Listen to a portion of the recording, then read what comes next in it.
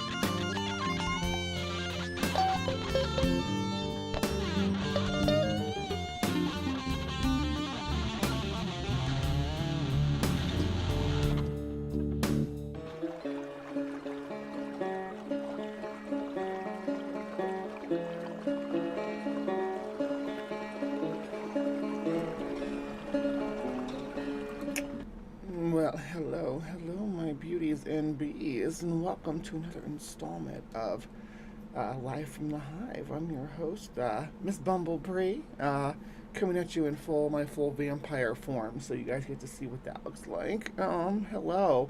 Let me know if I'm peaking really bad, because I was peaking really bad on 14 News on Thursday, and going back and editing through that, my voice is really peaky. Before I get started too far, hey, thank you so much for the gift memberships there. Who's your buddy? It looks like am I running out of people to give gift memberships to? I hope not. But I appreciate it. Give 10 gift memberships. They're slowly rolling in.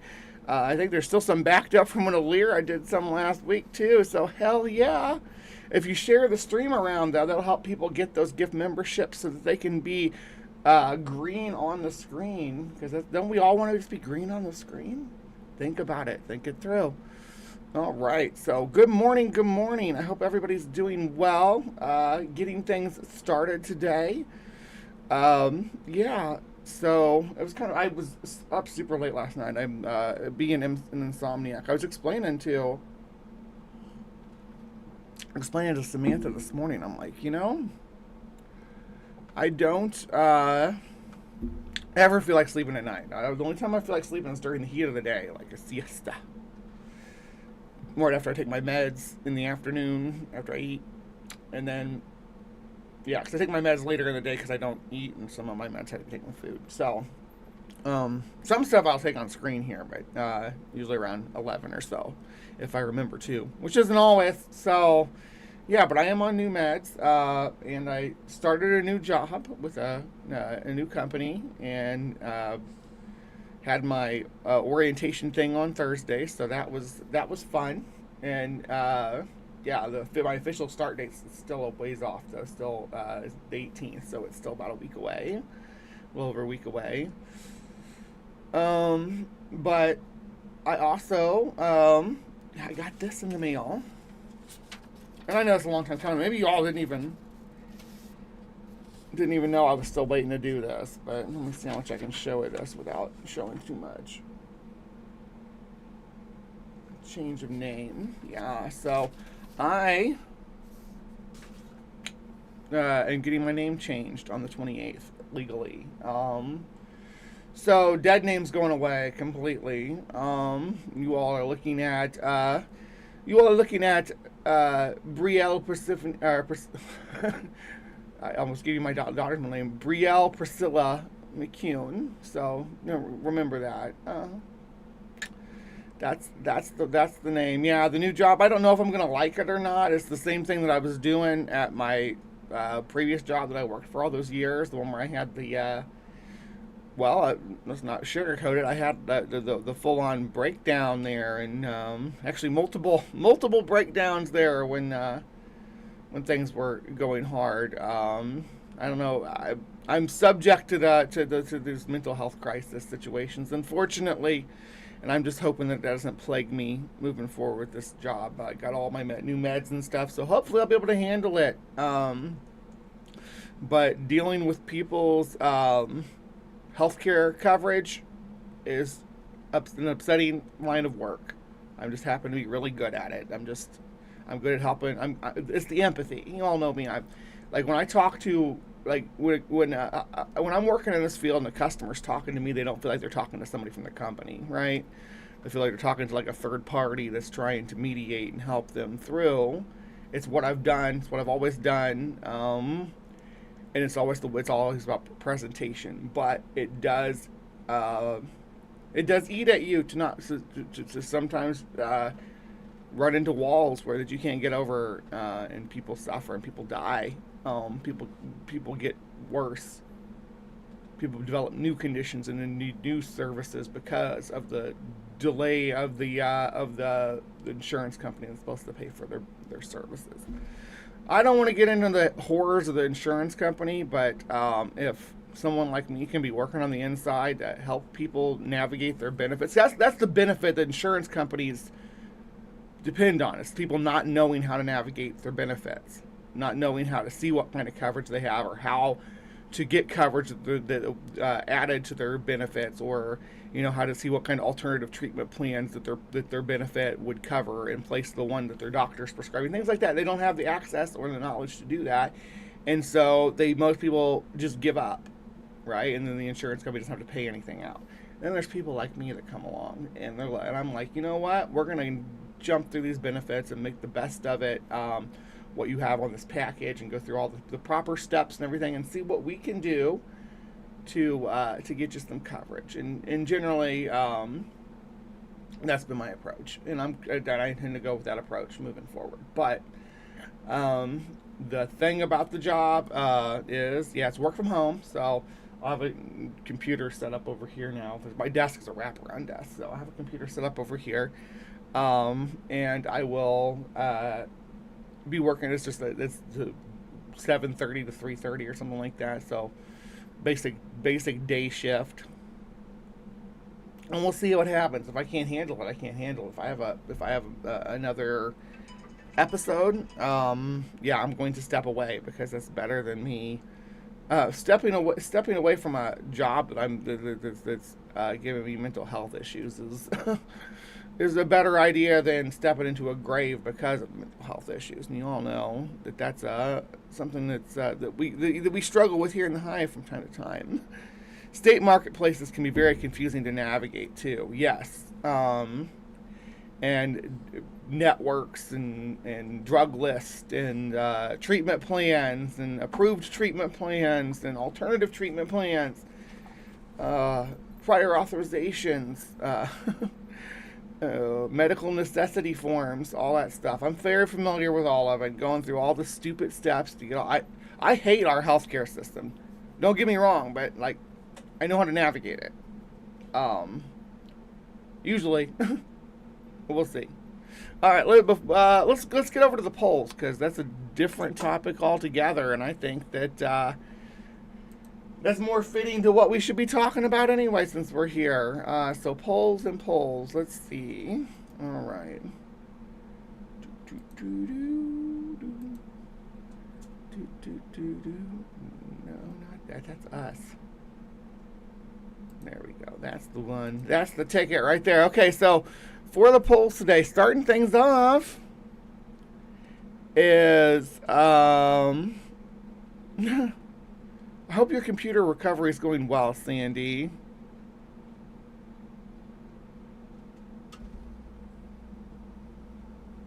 Yeah, that's the reason I'm needed, for real. That's the best way to think of it, Sandy. Appreciate you. I like your work looks fun, John. Your work looks like you're out in the sunshine chasing chickens and surrounded by good boys and good girls. I assume they're all good boys and good girls. Most dogs are. I can't wink in this hat because you can only see one eye anyway, so it doesn't make any difference. I just winked, though, just so you know. I can... Yeah, there you go. I gotta turn my head. Alright, so today's episode... We ran the polls, and Brazilian Ape is still pulling up the rear there. Don't you all want to talk about racism and cryptozoology? That's what we're getting into there. It's going to be a wild ride. If you want to talk about fucking racism and race science and eugenics and all that stupid shit, Brazilian Ape is the way to go. All right? But for it still got the bronze medal because the silver medal was split between the next two. So... we got the Ropin, which is like this glow-in-the-dark pterodactyl creature that, yeah, well, I mean, you'll see when we talk about it. It's pretty weird. It glows in the dark, though. That's an important factor. There was another glow-in-the-dark pterodactyl creature that we talked about recently, or not recently, a couple of years ago, I guess it's been. So, yeah, there is the hungry ghost, which is like a piece of Chinese folklore, right? Chinese folklore about a hungry ghost. If you want more details, you got to vote for this on the polls, people. This poll only got 19 votes all in total of the 1,400 some subscribers I got. So you could sway this post with just one vote, maybe a couple of stock accounts. You could really make something happen, but. Yeah, you got to get out here and vote, because what did win was the Doppelganger. The Doppelganger is a pretty weird 14 phenomenon that we will get into in just a minute. But let's see what happened, and let's see. Ropins are useful for finding your way to the bathroom. Let's look at our Mind Over Matter segment here. They're on the channel under the post section. Yeah, if you want, I'll show you where to look in just a second. Okay, so on the Mind Over Matter post, though, the poll, what we're looking at is 18 votes. So yeah, one more vote could have swayed this whole thing in a different direction. I mean, I don't know if it would have made any significant changes. I guess the way that they rank out should be based on how they were listed in the previous poll. But I'm not going to hassle with that. That's a lot of freaking time. But again, no losers on this one. Bronze medal went to psychometry or psychometry, depending on how you want to pronounce it. Both of those pronunciations do work. 18 votes altogether, and this got 6% of the vote. That's looking like it's one single vote. So only one person voted for this. It's the ability to like touch things and see where they've been, see what happened with them. Like, you can touch things that other people have touched and learn about that person's activity while they were holding it, things like that. It's an interesting process, and maybe we'll learn how to do it. I don't know if there's courses on it that we can find. There's courses on a lot of this stuff, though. Tied for silver medal went to Grebenikov's Scarab anti-gravity machine. So this guy discovered a way to levitate and fly using insects, using beetles specifically. But it starts with bees, and we'll get into it. But you got to vote for it if you want to know. If you want to know what Grebenikov was doing with his flying bug machines, you have to click on that to see. It tied with the Bokuri hexes and powwows, which is a form of North American witchcraft, specifically in Pennsylvania, and that's where it originates from. The culturally, it's spread beyond that. If you go anywhere, hold on, I gotta go check and see what she's chewing on here, because that doesn't sound like something she's supposed to be chewing on. It does not sound like one of her toys. What do you got?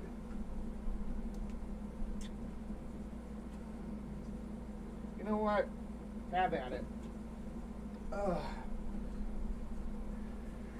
Oh, it was one of my mantis vivariums, the little bitty ones for the baby mantises. She's torn up a whole bunch of those. She's going through like a chewy phase, but we're getting her some vitamins and stuff, and hoping she doesn't have pica, because we do make our own food. So if we need to supplement any kind of nutrition that she's missing out on by not having a kibble diet, I just don't know. I mean, I know dogs have evolved over the last couple of 100 years to eat, to process and digest kibble, but yeah, if it's on the floor, it belongs to the dogs, and we learned that about our shoes, don't we, hun? Her loves shoes, and don't get it twisted. There are plenty of toys for her to play with. I can go show you a picture of our living room floor and the bedroom floor over here, and it's just covered with dog toys. So she has her own stuff. Yes, Nyla is a pretty girl. And I probably need to I'm letting her have that one. She's already got it all chewed up, and it'll hopefully keep her from eating my other ones.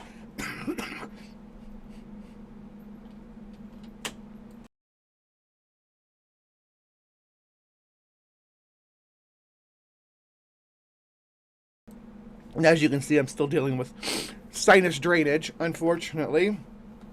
So I'm having regular coughing fits, watery eyes, and runny nose, all that good stuff. It's that time of year down here when all the dust is in the air. When it's windy, there's windy days, and then there's sunny, hot days, and it rains. After it rains, it's great. I love it. For a couple days after it rains, there's not any dust in the air, and it's easy to breathe. And Nyla and me go outside, and she catches grasshoppers, and I just sit there and chill. All right, and I was talking about the Brokuri, and Jer, I know that's probably not the right way to pronounce it. You sent me the thing before, but when I do the show, I'll listen to it again. I listen to it when you send it, though, I promise.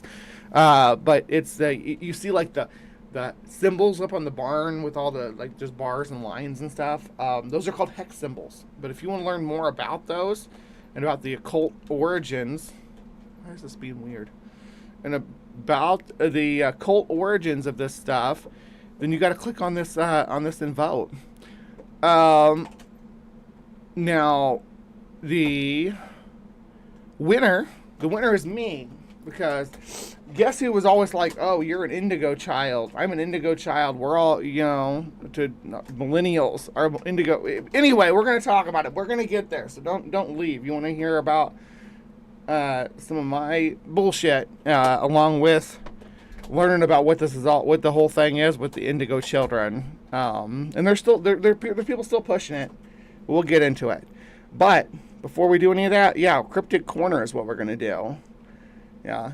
And you can vote now, Alira, but it doesn't really make a difference. The polls stay open indefinitely. The only way I can go away is to delete them, but I use them to reference back to, so I never delete them. So you can go on and vote for them, but it's not going to change what we cover today.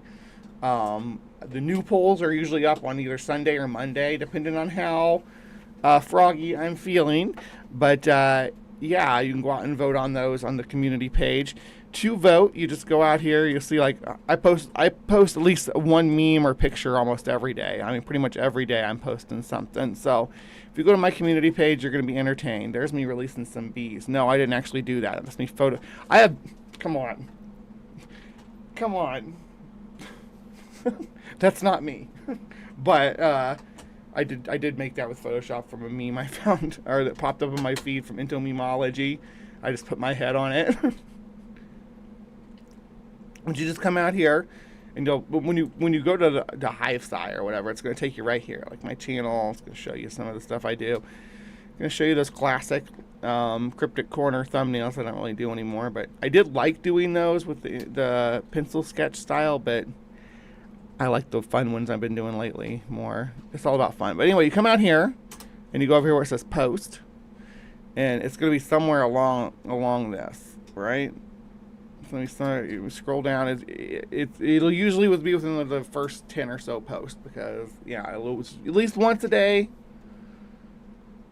When is the poll? And yeah, it's Sunday. Is usually when it goes up. Sometimes it's not until Monday. It depends on the situation. Which depends on my weekend, I guess I should say. Depends on Bree's weekend. All right.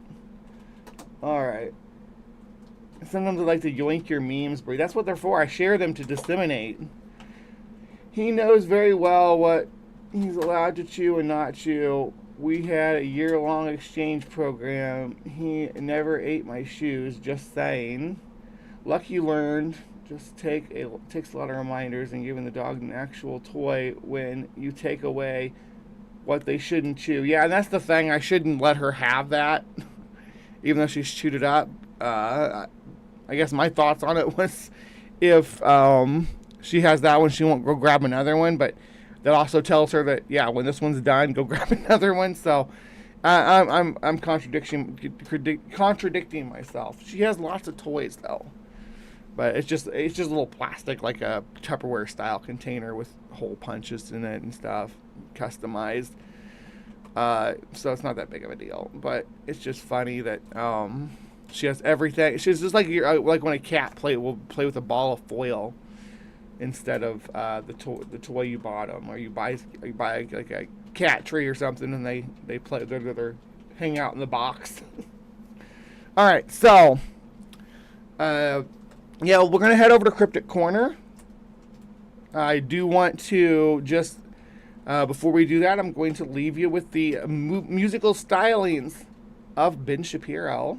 Whores in this house. There's some whores in this house. There's some whores in this house. There's some whores in this house. I said certified freak. 7 days a week. Wet ass P word. Make that pull-out game weak. Yeah, you effin' with some wet ass P word. Bring a bucket and a mop for this wet ass P word. Give me everything you've got for this wet ass P word. Beat it up, N-word, catch a charge. Extra large and extra hard. Put this P word right in your face. Swipe your nose like a credit card. Hop on top, I wanna ride. I do a kegel while it's inside. Spit in my mouth, look in my eyes. This P word is wet, come take a dive. It continues along these lines. And it gets significantly more vulgar. Like, a lot more vulgar.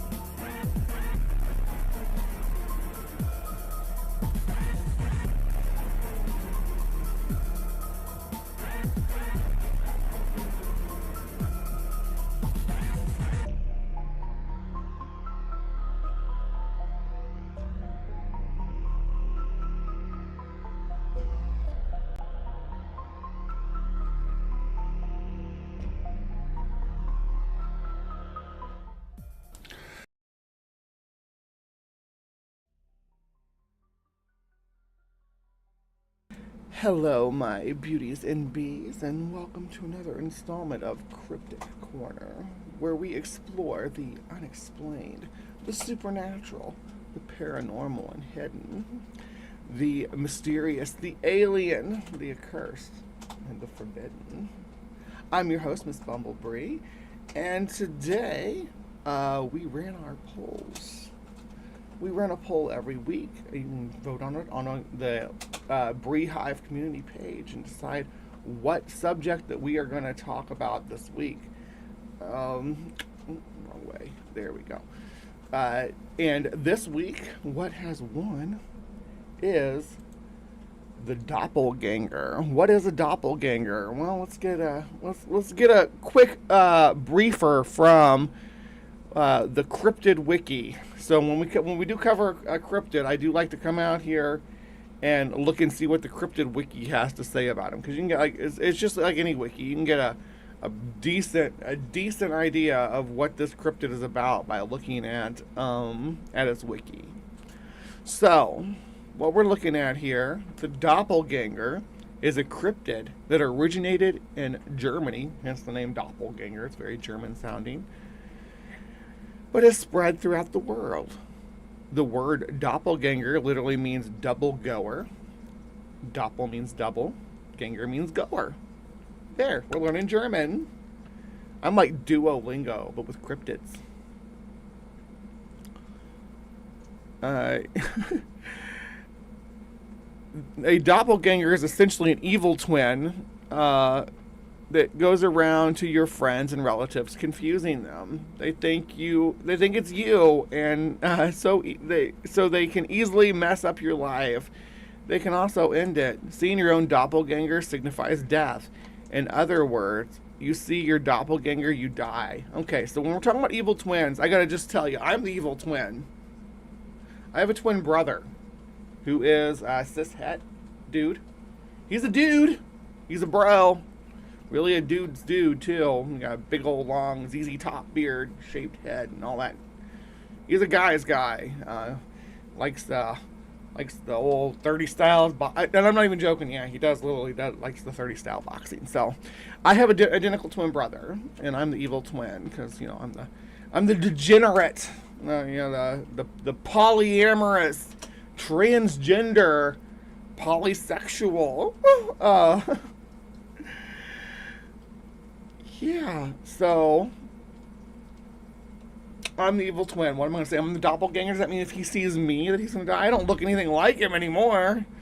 He doesn't got, again, I hate keep playing with my tits. He doesn't got these bad bitches, for one thing.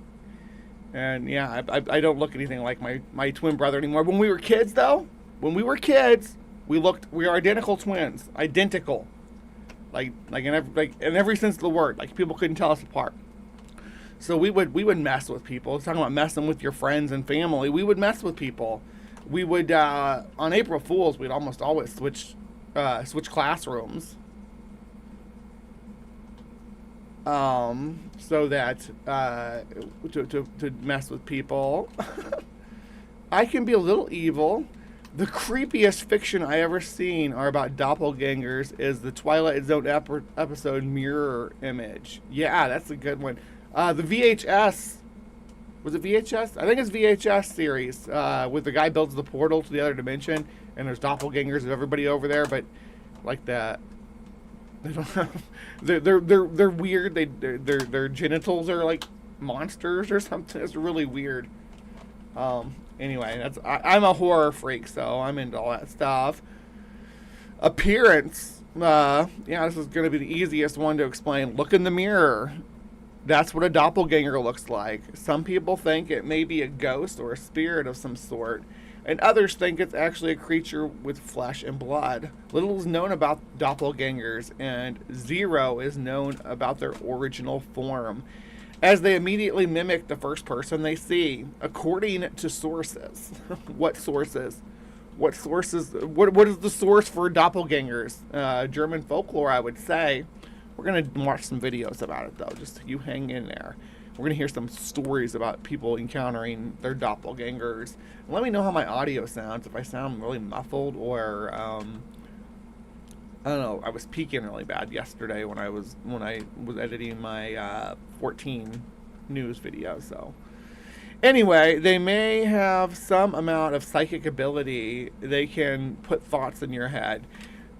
There are no pictures because the doppelganger is an almost exact replica of somebody. Sightings. Most people never see their doppelganger, but some do. When they do, they often die. It's like a death omen, you know. A doppelganger can either be nice and hang out, or it can be evil and ruin your life, like going into your job and saying that you quit. The next day you won't be able to go to work. There are so many instances of doppelgangers that there is almost no need for this, but just so this article, oh wow, this is somebody like putting their meta commentary in. Just so this article won't be a stub. Here are some famous people's doppelgangers. Queen Elizabeth saw her doppelganger in her bed right before she died. Edgar Allan Poe even said he had a doppelganger. In some of his work, he describes a double with evil, sinister qualities. I don't know if that's even fit in the section of... Well, I guess those are sightings. I would take out this whole section here, though, if I was an editor on this page. Right here. There's no reason to keep this in the article. That's meta commentary. Although possible explanations, although several explanations are possible, it's worth noting that certain scholars have mentioned that due to genetics only being so complex, there ought to be roughly 10 people who look exactly like you on the planet. Given the current population of 8 billion, it also stated that about 10% of people will likely meet one of their twins at some point during their life. Yeah, so you're going to have people out there that look exactly like you. That's true. Good morning, Maya. Good morning, Miranda. Good. I'm glad my audio sounds good. In popular media, in an episode of Martin Mystery called Revenge of the Doppelganger serves as the main villain, who is set for revenge on Michelle in Montreal because she looks so similar to the other victims that it has caused a special... I don't know if that... I don't even know what series that is. Revenge of the Doppelganger on Martin Mystery. But I know doppelgangers do come up in... There's a doppelgangers in Supernatural. The TV show with Sam and Dean Winchester. Speaking of Sam and Dean Winchester, there was a character named Doppelganger in The Boys until Homelander killed him. But Homelander kills everybody, so... That's no surprise. So Doppelganger, was there a Scooby-Doo with doppelgangers? I know Scooby-Doo himself has had a doppelganger. Let me see. Let me look that up, because now I feel like did Buffy fight a doppelganger? The Buffy bot's kind of a doppelganger.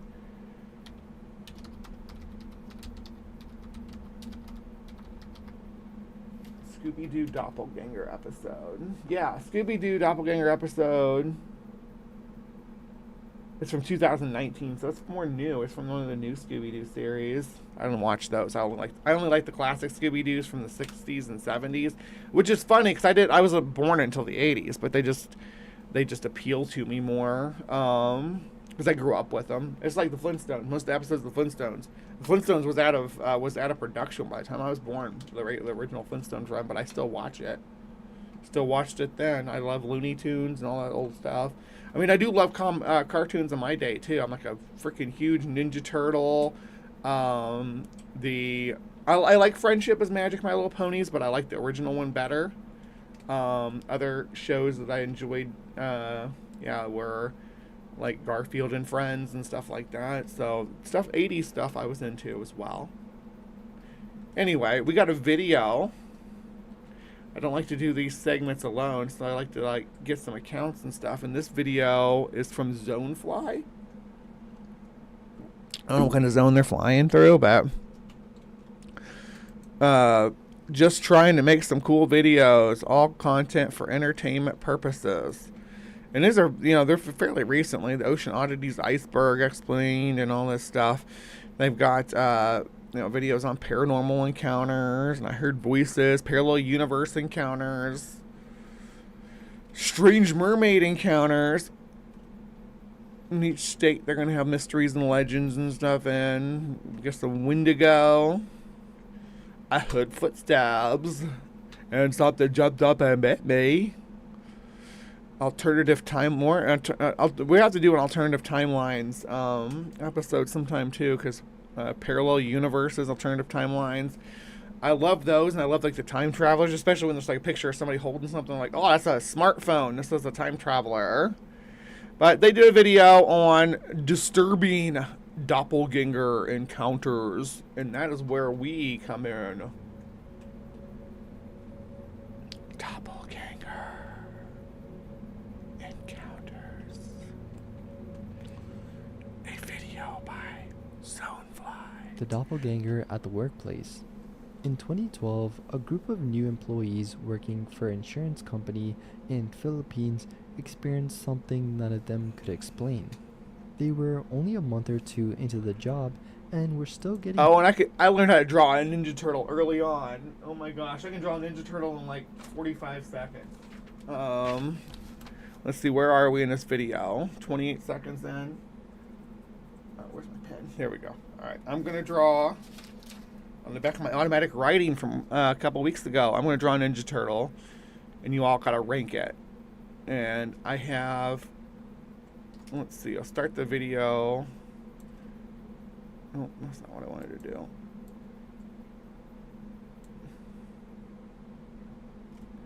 Where were we at? We're like 15 seconds in, weren't we? Yeah, we'll just start from here, and yeah. And let me go. Ready, set, go. The doppelganger at the workplace. In 2012, a group of new employees working for an insurance company in Philippines experienced something none of them could explain. They were only a month or two into the job and were still getting used to the routine of night shifts. During one of their breaks, something strange happened. A few of them decided to step outside to smoke, and one of their coworkers, Nino, stayed behind to finish up some work and said he'd catch up with them later. Although not all of them smoked, they all went down together, using the break as a chance to unwind. As they stood outside, so yeah, they're sitting outside having a smoke break, talking about an upcoming movie, they suddenly saw Nino walk past them. It caught them off guard, since he had finished his work much quicker. Well, your memories are never accurate, because here's a misconception about the human memory. It's that it's just like a recording device, right? Like there's a recorder inside your head recording events that have happened, and that's not how it works. Your brain has recollection, and it recreates and reconstructs events that may over time change or be altered or completely disappear. There's a lot of things that can happen in your memory. Mandela effect. Yeah, oh, we did the Mandela effect. If you look through my video history, it's been fairly recently. Actually, I'll go out and grab it for you. Mandela. Yeah. That's only been a couple weeks ago. But here you go.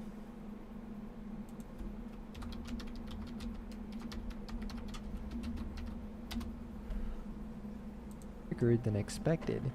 He was walking quickly by now, almost like he was in a rush.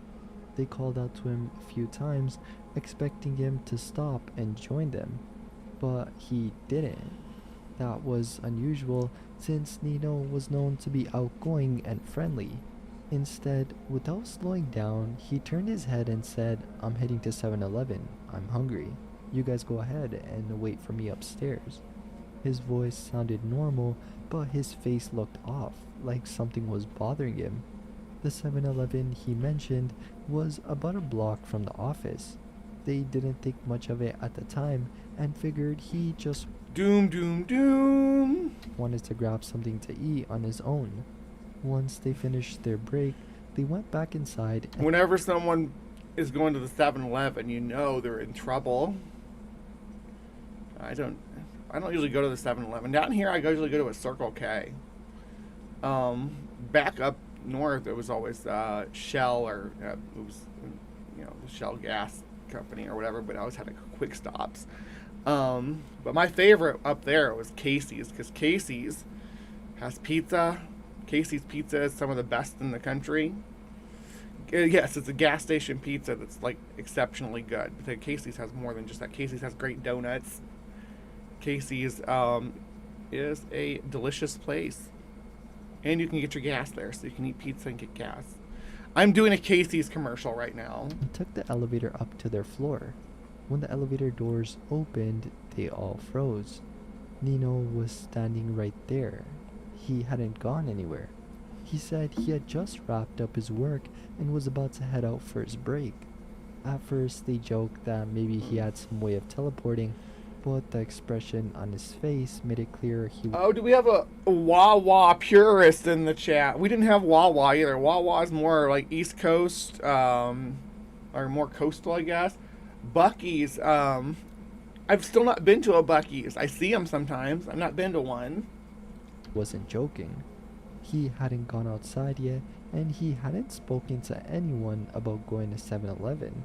When they told him what they'd seen, that he had passed them outside, spoken to them, and looked exactly like himself, he was just as shocked as they were. The detail that made it even stranger was that the version of Nino they saw downstairs had been wearing the exact same clothes. Other coworkers later said they had experienced similar things, and some even claimed that seeing a doppelganger like that was something that welcomed new employees to the company. After hearing the story, Nino decided not to go downstairs after all. Whatever appetite he had was now gone. Most of the group left the company within a year or two, but they still talk about that night whenever they meet up. It's one of those memories that never really fades. The event reminded So me of to them. me, it sounds like somebody like looked like this dude and was like, they're like, hey, come here, and he's like, I don't know these people. He's like, I'm going to the 7-Eleven. I'll be back in a minute. Oh, you are. Someone else who worked in the building, right? Who looked like the dude. And these people, like, again, it's like, oh, their coworkers had been working there that long or whatever. That they would have a, and I would not be surprised to find out this was a black guy or an Asian guy, and everybody else was white or something like that. These were white people saying, like, just and every Asian guy is him, or just assuming that something like that, something stupid. But what do I know? Maybe it was a ghost that just had a hankering for one of those roller hot dogs from 7-Eleven. I mean, that happens. A real doppelganger. Of a similar experience from college, also involving a doppelganger, which hadn't yet been published at the time. This was just one of many strange experiences, but it was one that stayed with all of them. The father at the door. One Sunday morning, two brothers were watching Cardcaptor Sakura in their small apartment. It was a 2-bedroom unit with a kitchen and a bathroom near the front door. A large window... I gotta say, I ran that poll, and...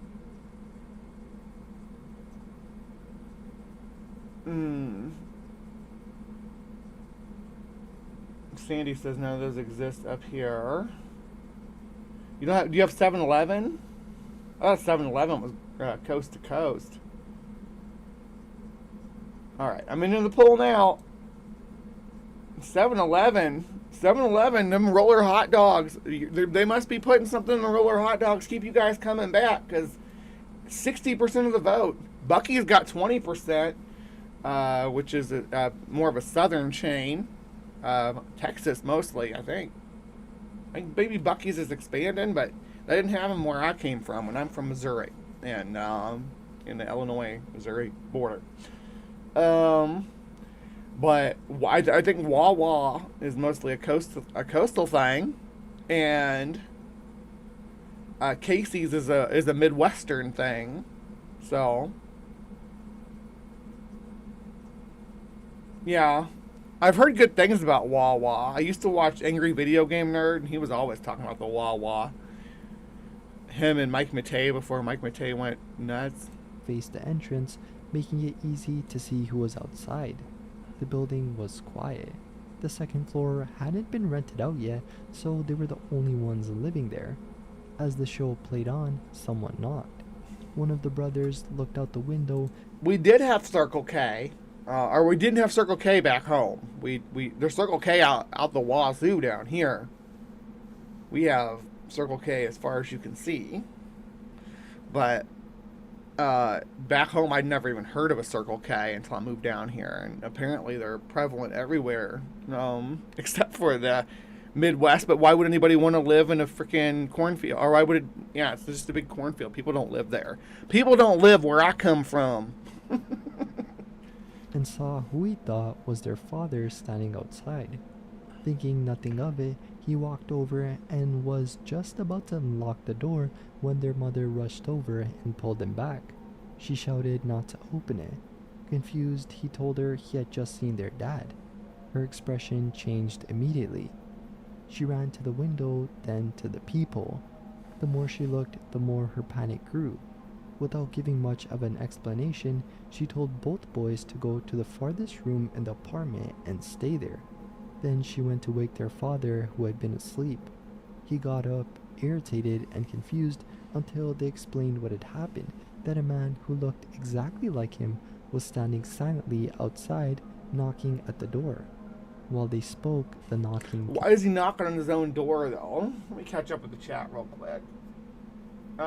John Hudson says, I will have to say I was fucking totally amazed the first time I went to Buc-ee's. Now, so amazed I had a panic attack from all the fucking people that went out and sat in the truck while the kids towards Buc-ee's. Hello, Simply Secular Dave. I choose 7-Eleven because that's the only one of them that we have here. Of course, we have Circle K, or Statoil as they used to be known. State Oil, I guess. State Oil? Okay. Yeah, those big truck stops can make me uncomfortable too. That's where the only time I've ever been like robbed like legitimately, like from me, was in a truck stop in McKinney, Texas. Outside of McKinney, Texas, just north there. I was at the payphone and I had my traveling money in a envelope because I got it out of the bank before I left. I was actually going to rescue our friend from a rough situation she was in, and had it sitting up on top of the thing on the phone. This is back when they had payphones. You know, I had a cell phone, like a flip phone, but you had to pay for your calls like it was expensive back then. So if you could stop and do a payphone with quarters, you would. So I stopped at like every truck stop on the way to call my wife, and I had my envelope sitting up on top, and dude came and just grabbed it, took off, and I tried to chase after him and tried to get other people to grab him, and nobody cared. It was very upsetting. But that's off topic. Continued.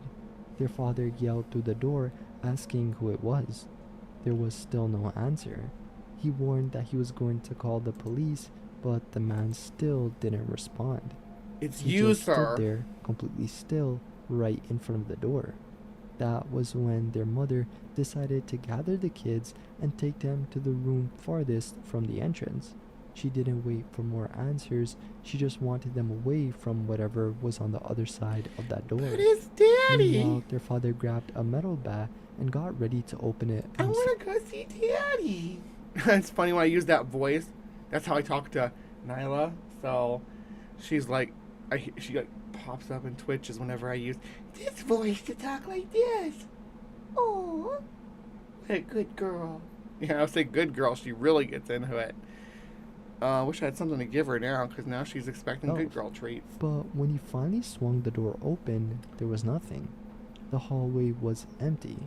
Their father searched the area, but there was no sign of anyone. So who all saw this man on the porch? Just the little girl, right?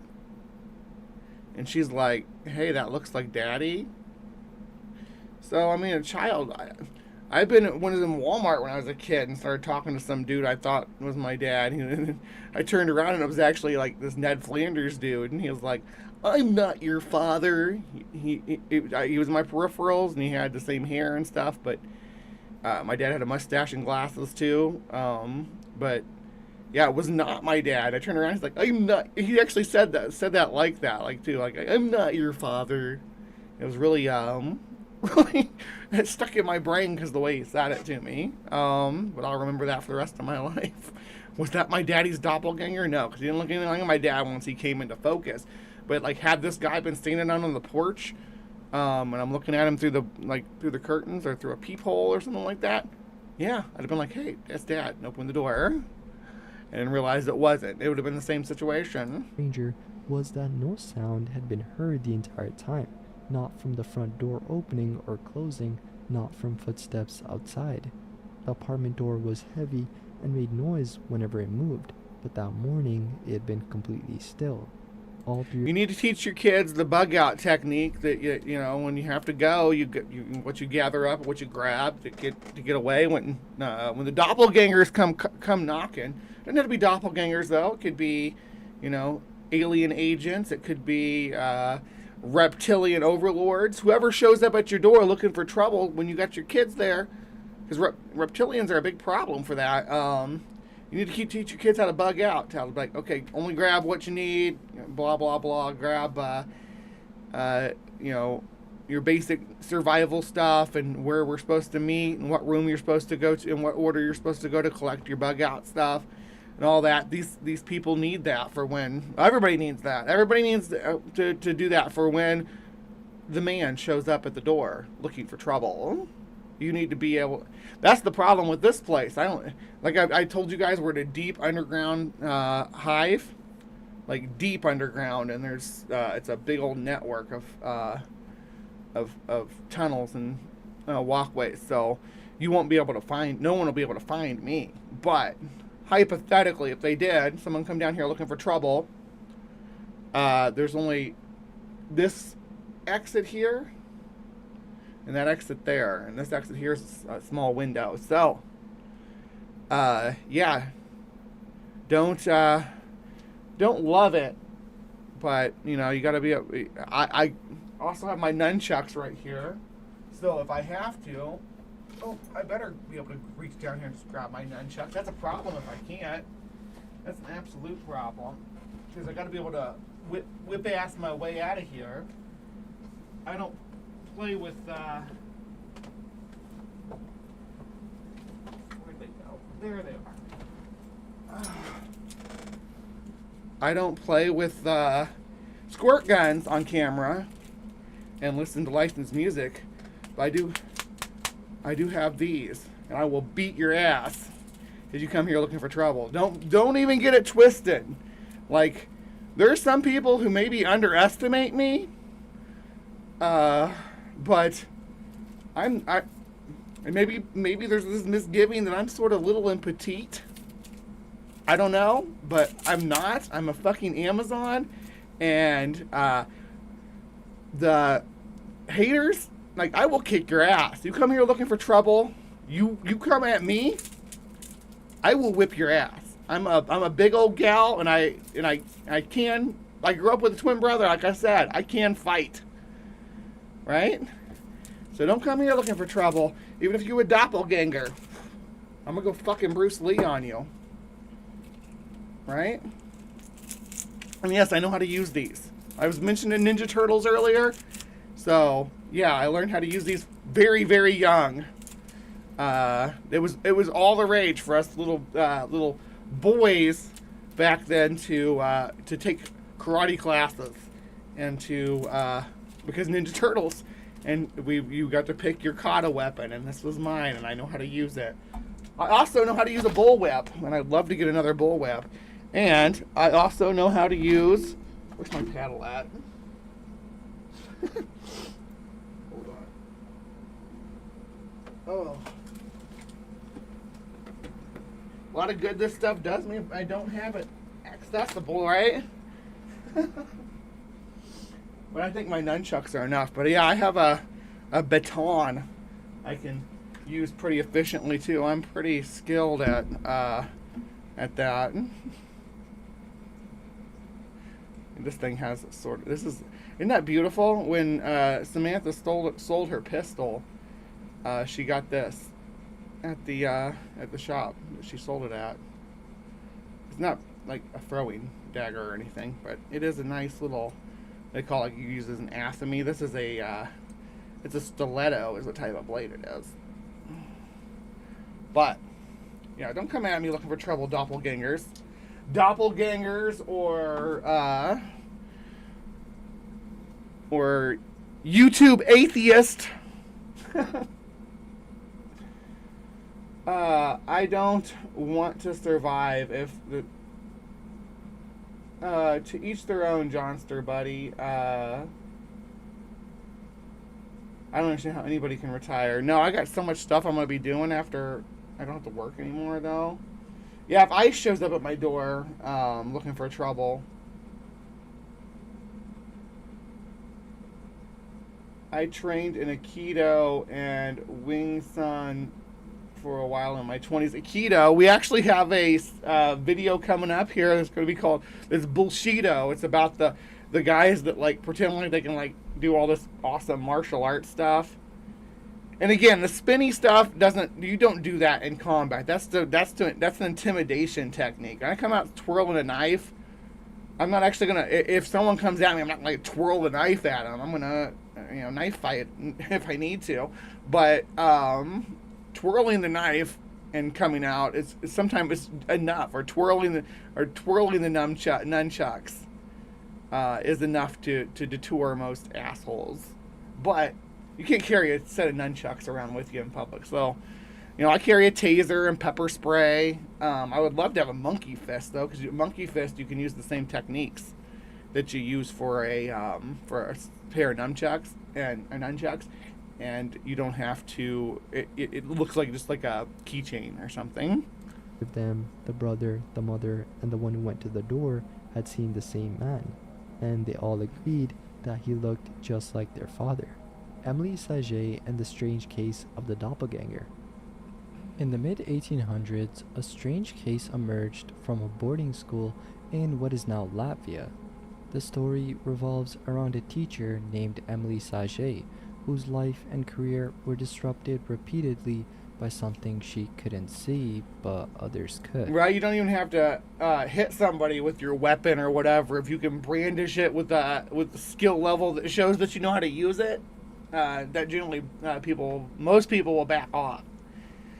Obviously, you can run into that situation where you're like the guy with the sword in Indiana Jones, where someone like pops out to mug you, says, "Give me your wallet," and you whip out your knife and start twirling it and say, "Do you want this kind of smoke?" And then they pull out a gun and shoot you.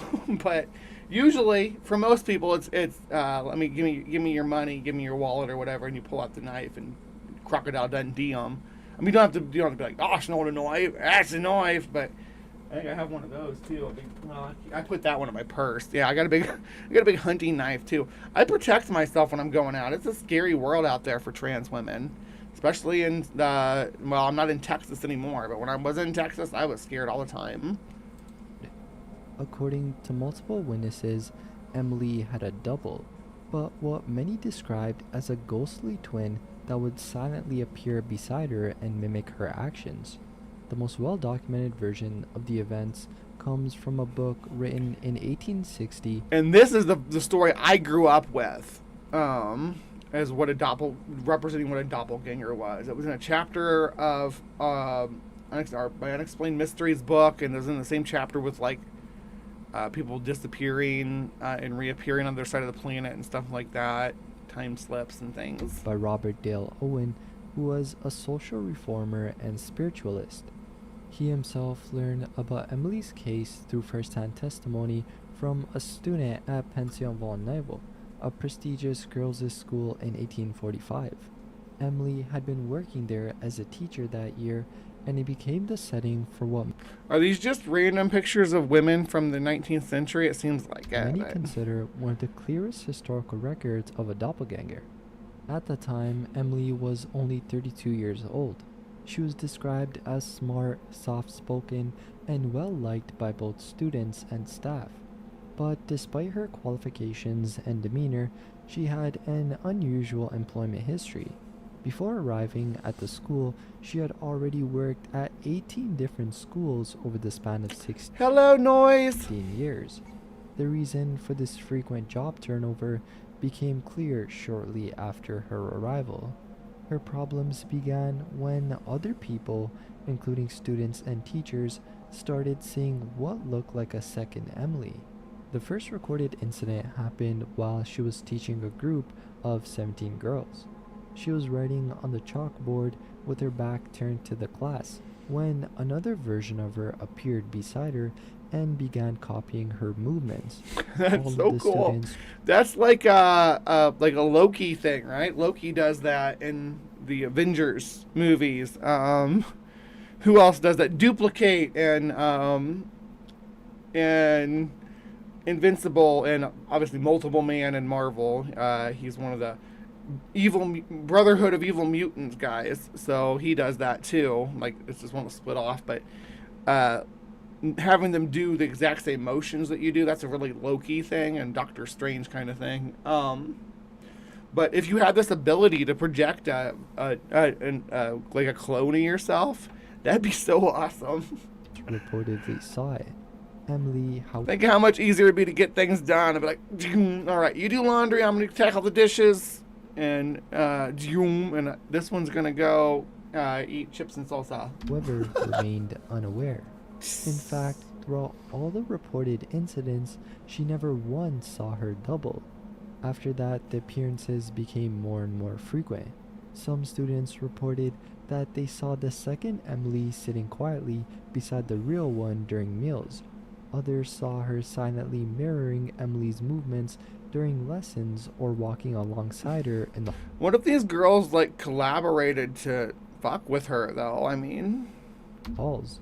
In one instance, Emily was helping a student get ready for an event when the double appeared next to her and began fixing the same dress. do I remember C-Lab 2021? Save it for the Queen, Doppelopoulos. Yes, I watched C-Lab. I never thought about it before, but Invasion of the Body Snatchers is sort of a modern twist on the doppelganger myth. Yes, it really is. I remember Homer cloning himself and his clones cloning themselves. There's a Michael Keaton movie called Duplicity? It's like that, and each clone's a little bit worse than there's the first clone's like super masculine, and the second clone's super feminine, and the third clone is like special needs kinda.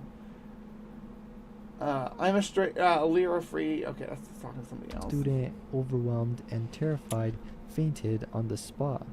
The most widely reported incident, though, involved a group of 42 students in a sewing class. Emily had given them assignments and then stepped out to the garden, where she was visible through the classroom windows. Moments later, though, the classroom door opened and the second Emily entered and sat down in the teacher's chair. The girl... Multiplicity, thank you. Yeah, not duplicity, multiplicity. And yeah, Lyra, I'm honestly, like, for the most part, I'm not intimidating at all. I'm loud. I'm like, wherever I go, I'm like people look up, but I'm not usually intimidating. I can be, especially like this kind of look. Like I look like Lady, was it Ditamascu or whatever from Resident Evil. I just need one of those big clawed hands. But you know, like, but I can be intimidating if I need to. I'm not that tall, actually. I'm not even 6 foot tall. Like flat-footed, I'm like somewhere between 5'10" and 5'11". I have shrunk a little bit. I used to be a solid 5'11". Now I'm a little bit shorter than that. What if I wear like I wear a lot of pumps, cowboy boots, and big ass gothy boots. So these put me over 6 foot, so I get more intimidating like that. So I could tower over my doppelganger because she ain't got my shoes. Where does the doppelganger get the matching clothes at? That's my question. Like, if it's a flesh and blood creature, are those clothes made out of its flesh? If it's a spiritual entity, it makes more sense. Like it's like a replay haunting. I guess replay hauntings don't really make sense, but of all the alleged haunting types, replay hauntings make the most sense. No haunting. Was initially thinking nothing of it, began to notice. Sorry. Most hauntings phenomena. There's some scientific stuff that I don't understand what's being claimed here. Like replay hauntings, though, are in stone tape stuff. I need to do that. I need to do a stone tape and a replay haunting. It's like where events of the past replay over and over again. It's very similar to the doppelganger phenomenon we're talking about here, with it doing the exact same thing she's doing moments later. That the real Emily was still outside in the garden, tending to flowers. Some students panicked and ran. A few, though, were brave enough to approach the second Emily and try to touch her. They later described the sensation as touching thick air or cobwebs, being that their hands passed through her body as if she was made of vapor. The figure... Thick air. These primary school age children are describing thick air. Eventually vanished after that, just before the real Emily came back into the building. Despite the mounting reports, Emily herself never witnessed her double and had no control over its actions. She could only don't worry about it. Dapper dinosaur. Yeah, that's fair.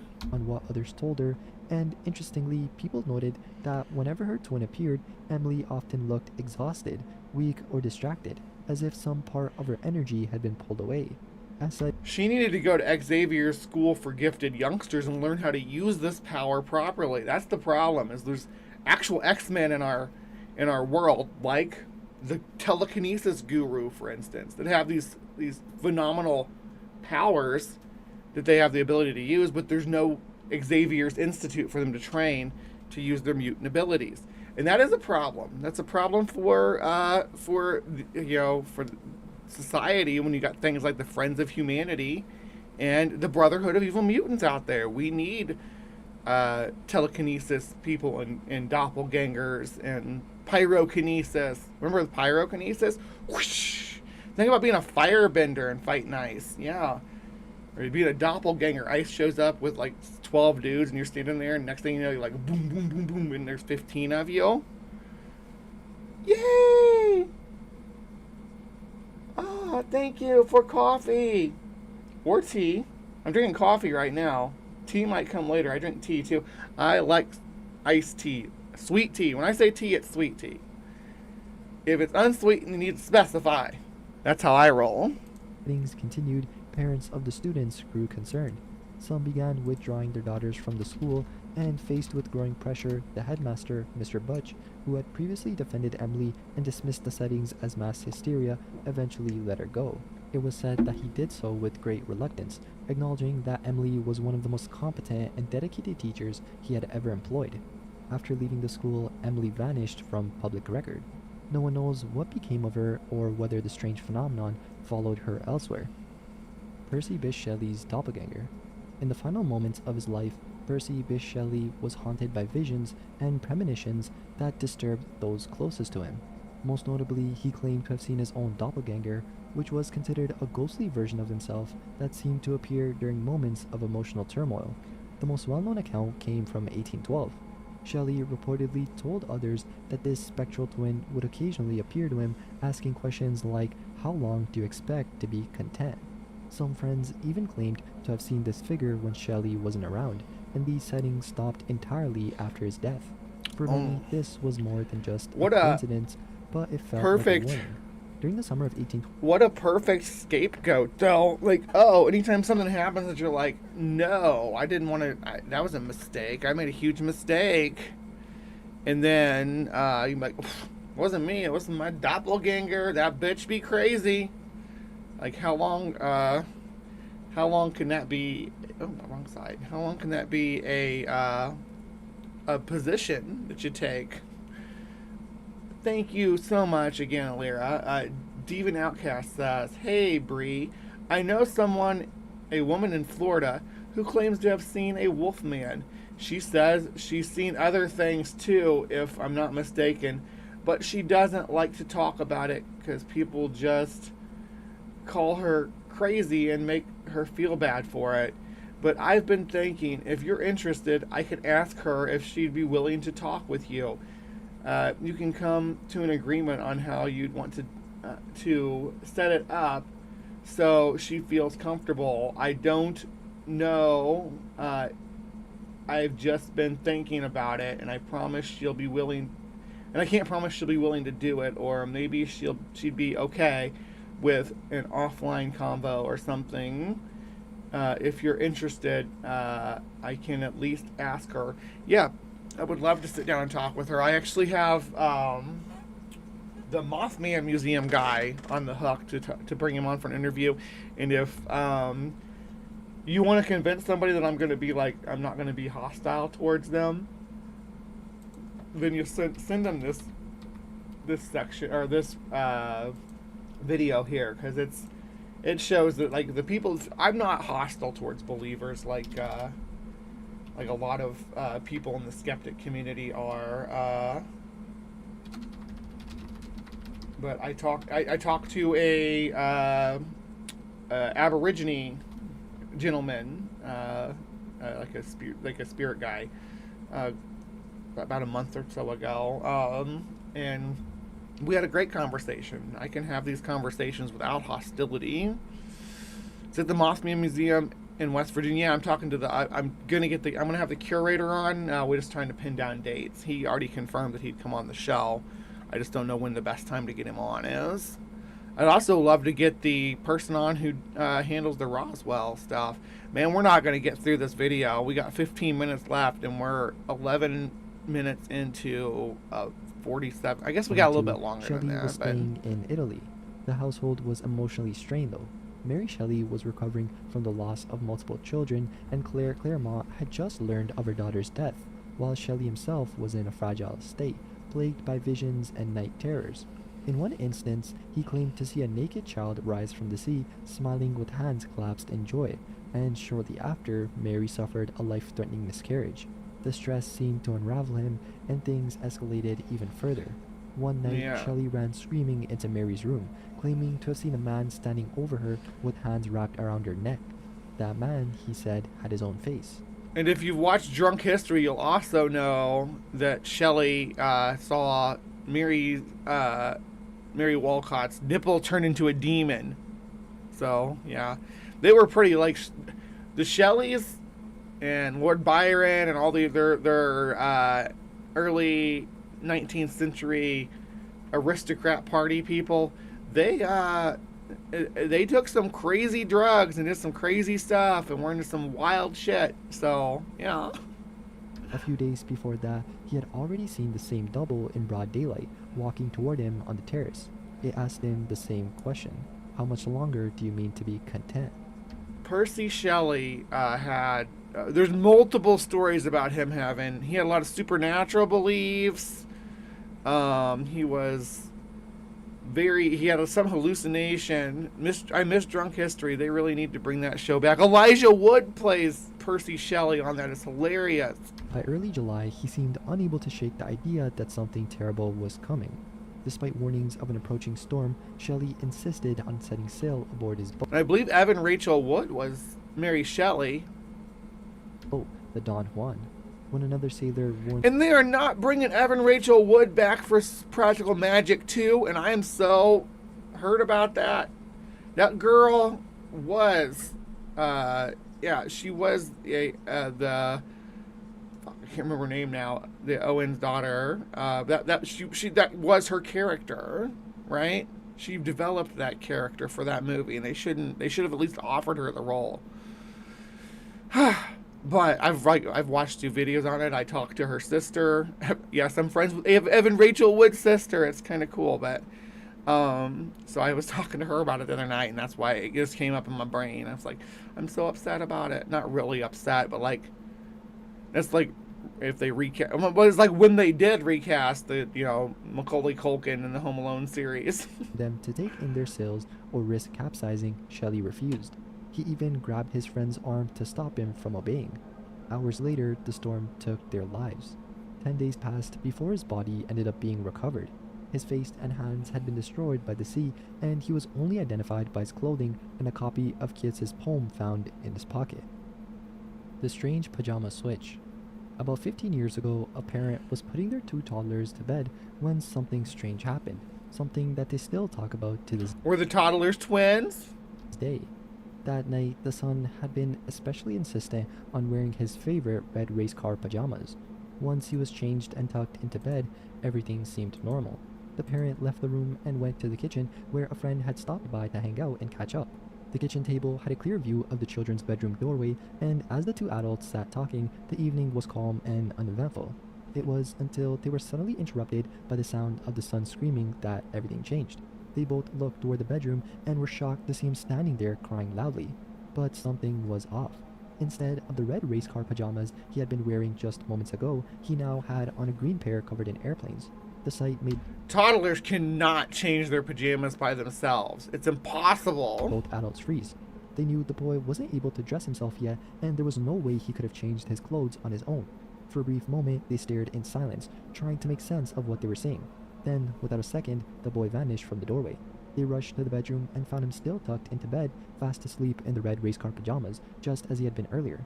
He hadn't moved, and there was no Is that the Bumble on the window? It looks like the Humble Bumble from Rudolph the Red-Nosed Reindeer on the window. sign that he had ever gotten up. The friend asked if the parent had seen the same thing. They had. Both of them had witnessed it, and neither had an explanation. Shortly afterwards, the friend left, and the parent, worried something might happen, stayed in the bedroom that night and slept on the floor beside the children.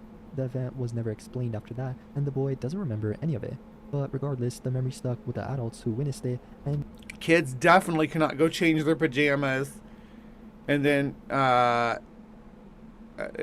when they find out, when you find out about it, and they're maybe not supposed to, they could. I could see a new a new Home Alone movie with an adult Macaulay Culkin reimagined as a home invasion thriller.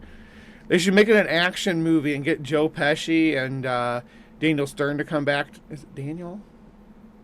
Daniel Stern? I guess. Get them to come back, and then like make it like super cheesy.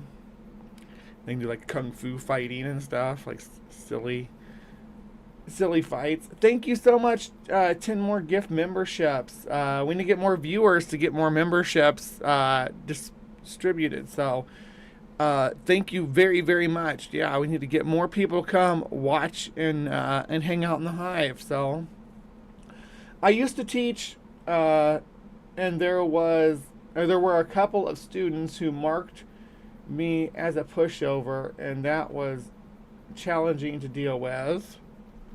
Yeah.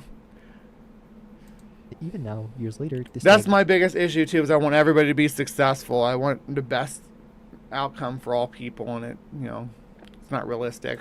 bring it up. A moment where reality briefly bent in a way neither of them could forget. Guy de Maupassant's doppelganger. In the final years of his life, Guy de Maupassant became increasingly I love his name, Guy de Maupassant. Guy de Maupassant.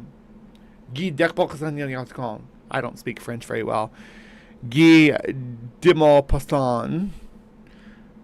And it's spelled like Guy, but it's Guy. He was being shadowed by something he couldn't explain, something that looked just like him. He spoke of seeing his double often, not in dreams. Hello, but fully native awake. atheist. It would appear in his home, sitting in his armchair, or walking through a door that had never opened. Once, while writing at his desk, he claimed his double walked in, sat down across from him, and began dictating a story. That story would become La Horla. The account wasn't just literary embellishment, though. Maupassant mentioned these incidents to his close friend Paul Bourget, explaining that he often opened his door to find himself already inside. He would see his doppelganger sitting calmly, sometimes reading, sometimes staring back at him. He said he knew it had to be a hallucination, but that didn't make it any less disturbing. What disturbed him even more than the vision itself was... Oh, Sodom and Gomorrah channel. Boom! Yes. Absolutely. Sodom and Gomorrah. This is actually Gomorrah here. You've landed in Gomorrah, but Sodom is right around the corner if you play your cards right. I don't know what you were expecting me to respond with, honey. I will, yeah, I'm, this is a channel for weirdos. Yeah, if you're expecting, the people in this audience aren't saved. We aren't your typical Brian Bowmaster. We aren't your typical freak shows. A little bit more. Sodom and Gomorrah. Can I use that in advertising? Like, for real, that's good stuff. His awareness of how real it felt. Those around him noticed the changes too. His behavior grew erratic, and he would stop mid-sentence during conversations, saying he heard voices rising up from the floor. His reflection seemed unfamiliar too, and he often described Twilight as something oppressive, like a curtain being pulled over Paris. Maupassant's mistress also wrote in her diary that he was becoming harder to recognize, not just in temperament, but in presence. His once confident tone became full of dread, laced with strange metaphors about shadows, voices, and the end of joy. As his mental state declined, so did his control over reality. Not long after the publication of Le Horla, he suffered what seemed like a full break. He believed war had been declared between France and Germany. Oh, Brian, you have no idea how much you made my day. I love that so much. And insisted his valet keep his military papers ready. He also began referring to himself in the third person. He tried to end his life twice in 1 week. Eventually, Maupassant was taken to a private asylum where he would live out the last year and a half of his life. There, he grew violent and paranoid. He accused his servant of taking his place in the world, not just socially, but cosmically, as if the double he had been seeing was no longer content to exist beside him. He then died in 1893 at the age of 42. By then, his mind was gone, but his work, especially La Horla, remained as a haunting record of a man who may have been warning the world not just about madness, but about... I don't get along with teenagers. Yeah, I used to get along much better with kids than I do now in my older age. Now I'm kind of like, keep your crotch goblins away from me. There's also some social reasons why I don't like being around children. There's just like seeing a trans woman like me around a kid is just, people just weaponize that, even if I'm perfectly fine with and safe to be around kids. I used to work in a daycare, but whatever. Somebody comes into a random space hurling abuse and they think they have the moral upper hand, right? the way of seeing oneself from the outside. Doppelganger or time gap. During a summer visit to a quiet village in Greece, a woman went to stay with her boyfriend who was working at a beach bar for the season. They were living together at his cousin's traditional house tucked away in the woods, which was a remote, older building with a footpath leading down from the main road to the front door. Because the property was so secluded, they were always alert to anyone approaching. Whenever they heard footsteps coming down the path, they would glance at the window to check who it was. Over time, they realized that while lying in bed, they could see the path perfectly through the window's reflection. I love your dome house, Sandy. Angle, so they could use that reflection as a makeshift mirror to see whether it was a stranger, his cousin, or someone else passing by. Most mornings followed a routine though. He would leave early to head to the beach bar about a 20-minute drive away, and they would usually have breakfast together once she arrived later. But on this particular day, things felt a little different. They had a minor argument the night before, and she decided to stay home instead of joining him. Although she was awake when his alarm went off, she kept her eyes closed, listening to him get ready. She was still stewing a bit.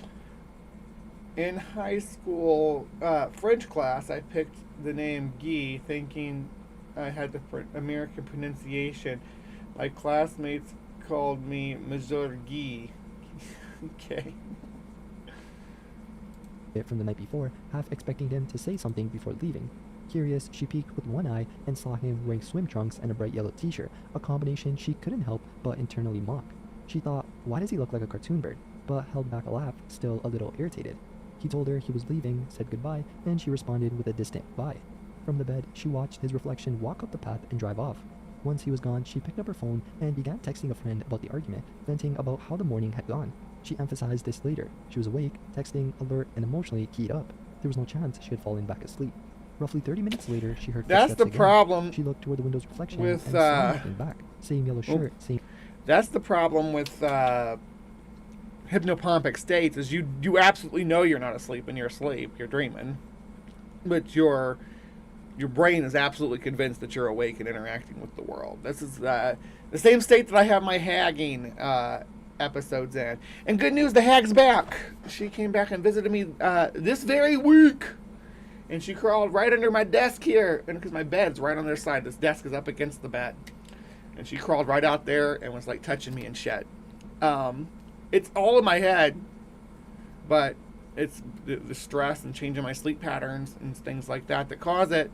It's the first time it's happened since like 2014 or so. It's been a long time since I've been hagged. I should probably talk about it, but this episode's about doppelgangers. In swim trunks, this time carrying a plastic bag, the contents wrapped in foil. Assuming he had brought her breakfast, she jumped out of bed and rushed to the door, suddenly softened by the gesture. But when she opened the door, no one was there, not even the cats that usually waited by the entrance. A small family of them lived in the garden and always ran to greet him when he came home, knowing they'd be fed and petted. Their absence struck her as odd. She then stepped outside, walked around the property barefoot, and looked for him near the back of the house, thinking maybe he had gone to feed the cats. Still nothing. She then climbed the narrow path leading to the road, thinking maybe he was at his car, but it wasn't there either. Still confused, she ran upstairs to look out from the second floor, hoping maybe someone else wearing the same clothes had passed by. But the woods were silent. No one was there. She called him and asked where he was, and he said he was at work. She briefly explained what she had seen, though she forgot to mention the bag of food. He handed the phone to his cousin thereafter, who confirmed he hadn't returned home. She sent more messages to her friend too, trying to make sense of what had just happened. Later that day, she dozed off and slept until 8 p.m. There was a knock at the door, and she opened it, and this time everything was exactly as it had been hours earlier. The cats rushed in, and then her boyfriend appeared, standing in the doorway in the same yellow shirt and swim trunks, holding a plastic bag with food wrapped in foil. It was as if time had simply resumed from where it had paused. She didn't know what to make of it. The memory was vivid, detailed, and linear, not something that could be chalked up to She had like a deja vu dream, it sounds like. a half dream or a trick. Most people only have like one pair of swim trunks too. Most men only have one pair of swim trunks. I have like 5 swimsuits, but when I was a cis man, or pretended to be a cis man, I only had one pair of swimming trunks. And most of the other cis men I knew only had one pair of swimming trunks too. So, you know. Of the mind. She had been walking around, texting, calling, fully aware of everything. What made it more strange was that this wasn't the first time something like this happened in his presence. Years earlier, while he was still married, he and his then-wife had fallen asleep on the couch during the summer. She woke up and saw him standing in the kitchen, silent and expressionless. When she asked him to bring her some water, he didn't respond, just stared at her. Then she realized he was still lying next to her, asleep. She panicked and woke him up, and when he looked toward the kitchen, he saw the same figure, himself, before it vanished. You just killed him. You woke him up and killed him. If you see your doppelganger, you die. So, if you see your spouse's doppelganger in the kitchen, don't wake your spouse up to look at him. What are you trying to do? Unless you don't want that spouse, then definitely wake him up. You're getting your free out where you don't get to have to deal with it at all.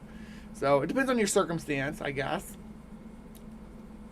I don't think wanting harm to come to anybody is like, you know, that'd be a severely abusive partner for you want like harm to befall them in order to get away from them. But Finn's doppelganger. When he was around 9 or 10 years old, the writer and his family went to visit relatives for Thanksgiving. They lived about 2 hours away and had hosted the family many times before. He had never experienced anything strange at their house, so nothing seemed out of the ordinary that weekend. Because there were so many people staying over, he and his cousin, who was 2 years older, ended up sharing a spare bedroom in the basement that had a couple of beds. That night, they went to bed as usual. At some point during the night, he woke up for no clear reason. Sitting up... Well, I was raised by the town witch, so, I mean, she wasn't really a witch. My mom's pretty agnostic, but, just, she had a reputation. I'm gonna say, it's a small town, people talk. They thought we were all into, like, the occult and stuff. Bed, he glanced around the room and noticed a faint green light coming from under the closet door. It hadn't been there earlier when they were falling asleep, but he didn't think much of it. He then turned over and tried to go back to sleep. A few minutes later, he suddenly had the sense that someone was nearby, like someone was standing over him or watching him closely. He then rolled onto his back and opened his eyes. Standing right next to him was a figure. At first, it was just a dark shape, but as his eyes adjusted to the low light, he realized it looked exactly like his cousin. He found it strange, even a little irritating, and asked what his cousin wanted. But the figure didn't say anything. It didn't even move, but simply just stood there, staring down at him with a blank expression. Getting more frustrated... You know how when you wake up and your cousin's in your bedroom? Yeah. Yeah, it was definitely satanic panic. I kind of leaned into it, though, because there was no getting out of it. So I'm like, yeah, I'm a fucking witch. Don't mess with me. I have occult powers. My family legacy and whatnot. We will bring suffering upon you. A pox upon your house. I might have to cut that. A pox upon your house.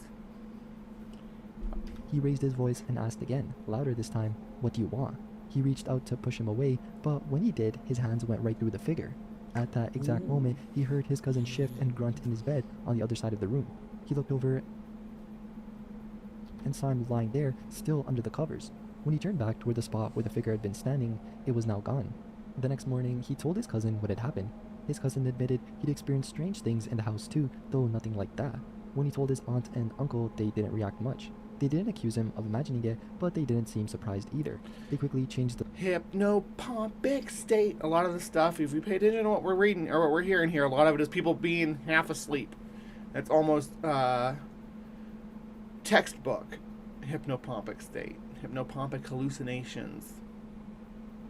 subject and didn't bring it up again. About a year later, the aunt and uncle moved to a different town. Well, see, Illyria, you can be raised vanilla, you can be raised chocolate, or you can be raised strawberry. Now, really what vanilla means is like the plain flavor. I believe it links back to ice cream. Like ice cream is like with, you know, the standard basic ice cream is vanilla ice cream. So like someone who orders vanilla ice cream is a person that's vanilla. It's the person who doesn't do anything outside of the straight and narrow, I guess. I am not vanilla. I'm probably, what did Wayne say in Wayne's World? Pralines and dick. What's a dick if you need it?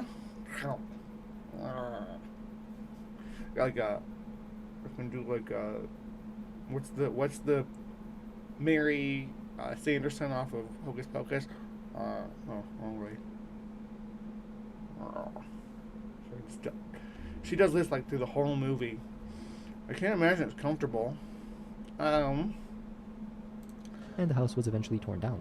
Over the years, the cousin has continued to share stories of other paranormal things he's experienced. Even now, though, the memory still bothers him. He's never been able to explain what he saw that night, and it continues to leave questions that haven't been answered. Seeing cousin's doppelganger. Yeah, rock the fuck out of that hat, Bree. I don't know many that could pull that off. Yeah, just me, baby, just me. It's funny. I'm like, and I talk about like occult and messages from the universe and stuff like that. But like, me and Samantha were thrifting last week, and I'm like, I want to get I need a new hat. I got my cowboy hats and stuff, which are great for cryptid hunter stuff. But I needed a hat for just those times when I'm not cryptid hunting.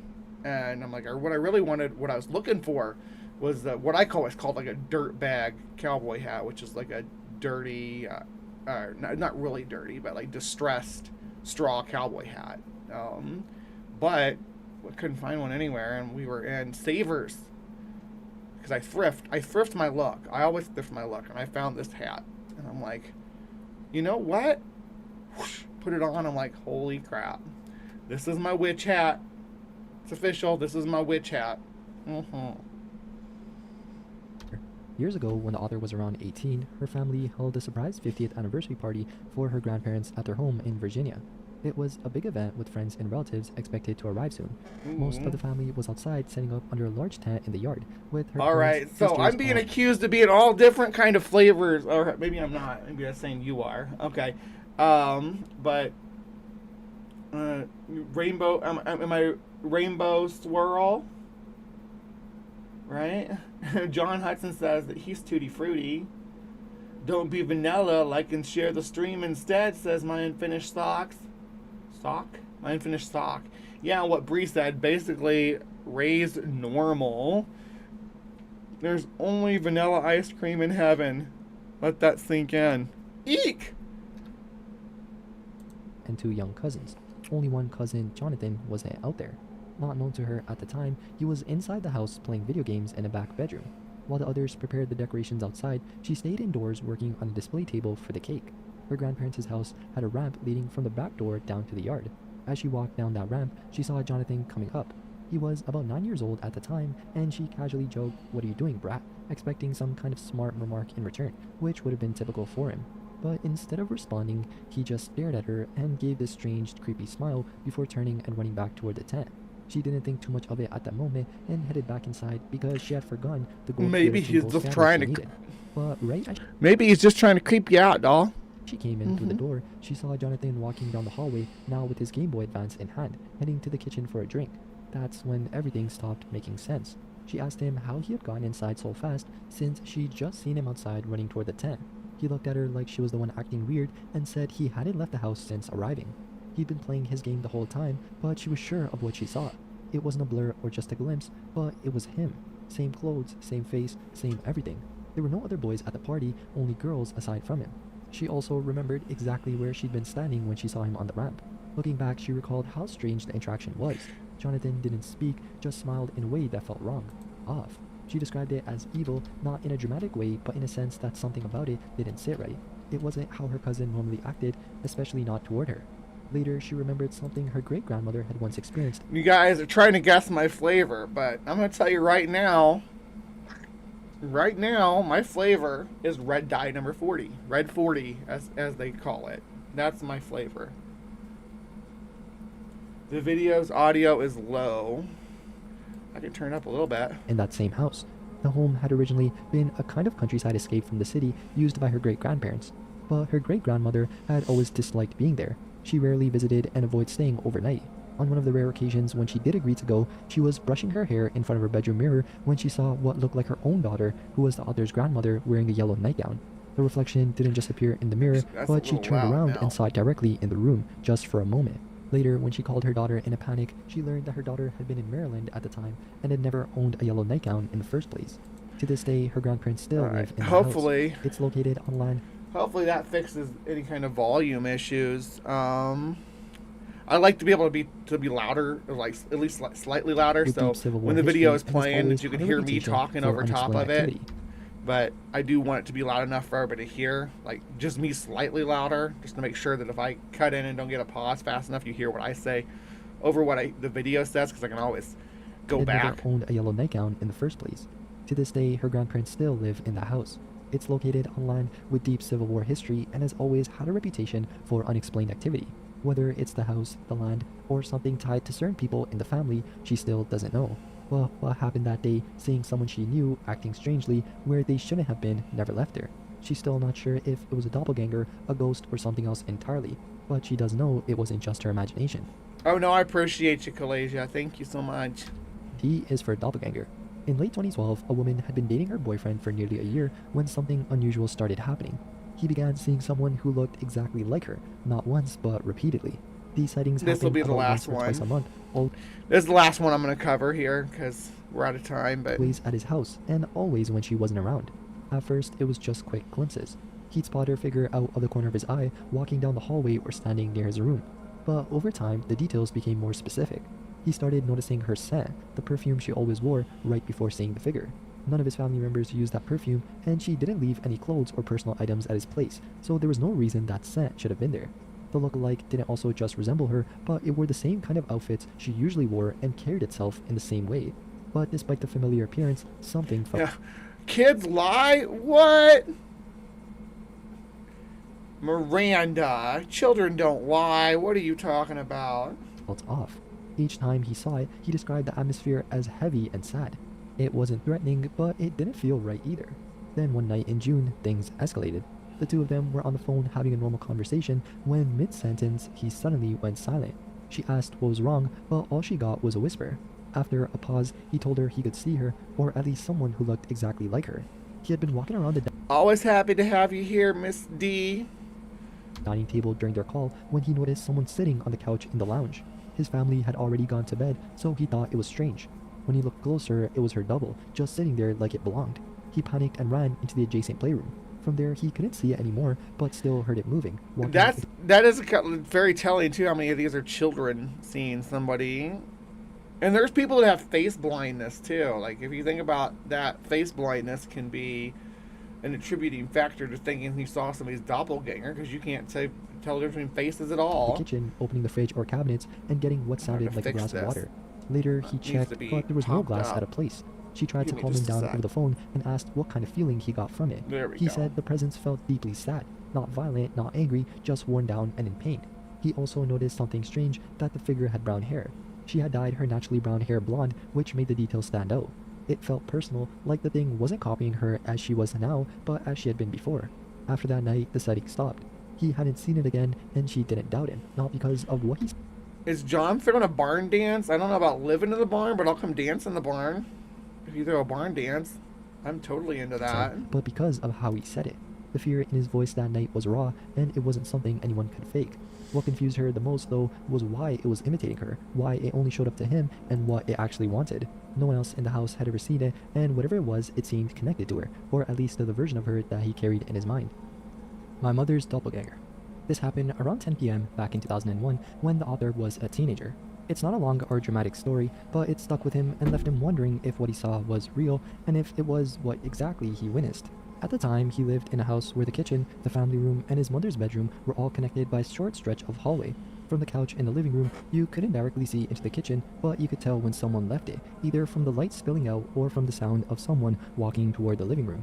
To get to 4 other... Alright, he's starting a new story here. I'm gonna go ahead and wrap things up here. I've hardly paid attention to the video. I've been so busy with you guys in the chat today. But yeah, doppelgangers.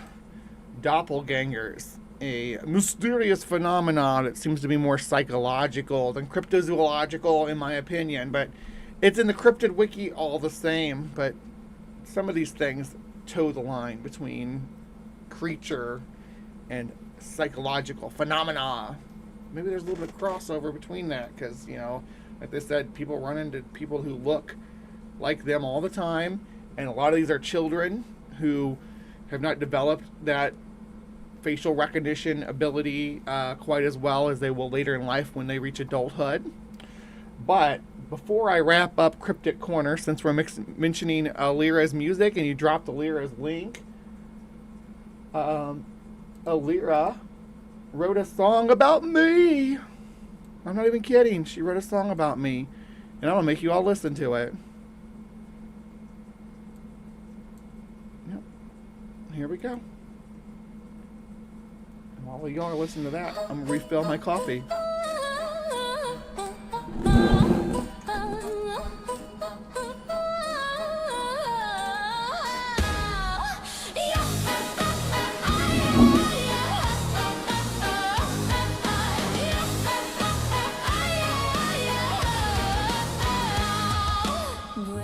Where the road signs end with a lantern and a grin. Field notes full of muddy prints and stormlight tucked within.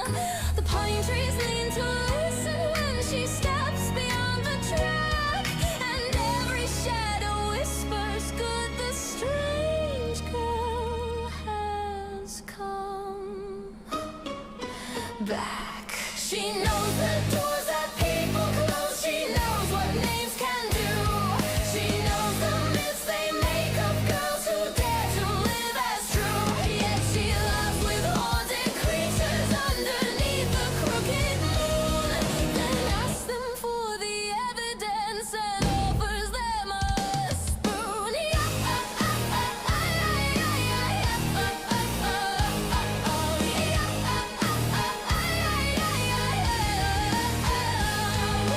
Mothman checks the streetlights, Bigfoot hums beneath the trees. The lake beast lifts her ancient head to hear Bray disagree.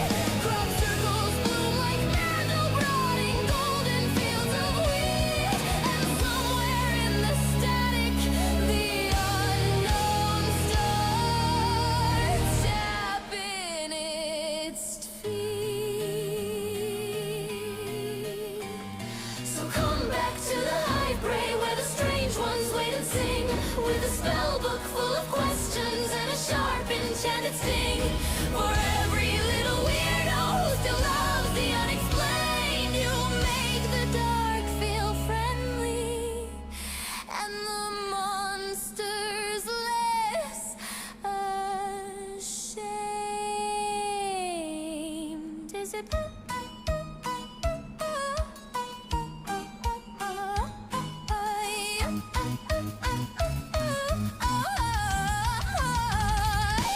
witch can love the shadows, a scientist can dream, a woman called impossible can become the light between. Here's to every cryptid, every rumor, every scar, every girl who crossed the wilderness.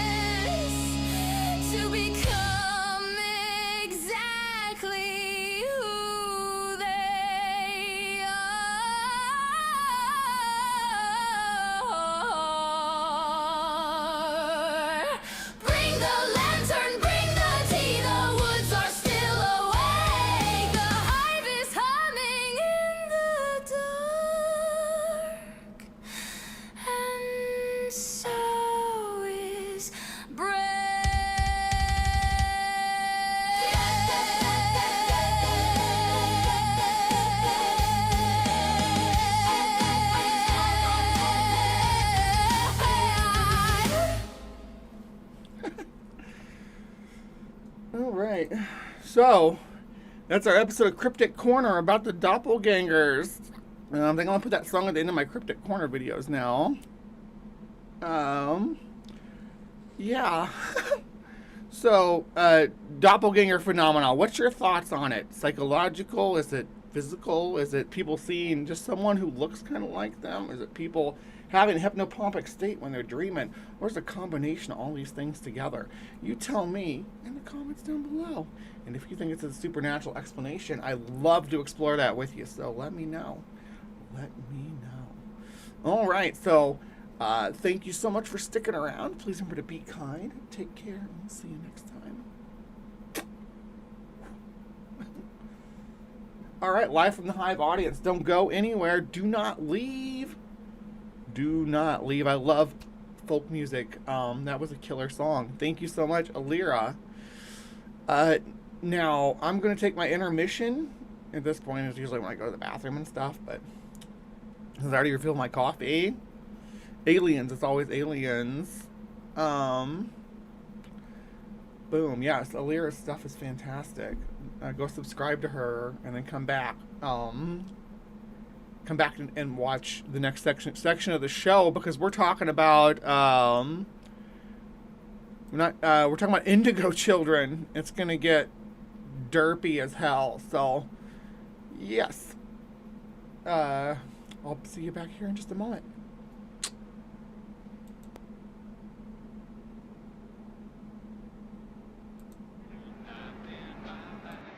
There are moments when we cannot believe that what is happening is really true. Pinch yourself and you may find out that it is.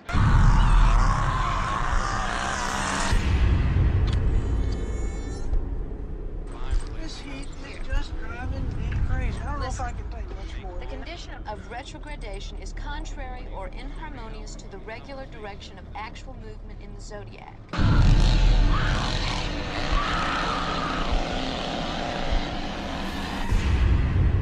The film which you are about to see is an account of the tragedy which befell a group of 5 youths. For them, an idyllic summer afternoon drive became a nightmare.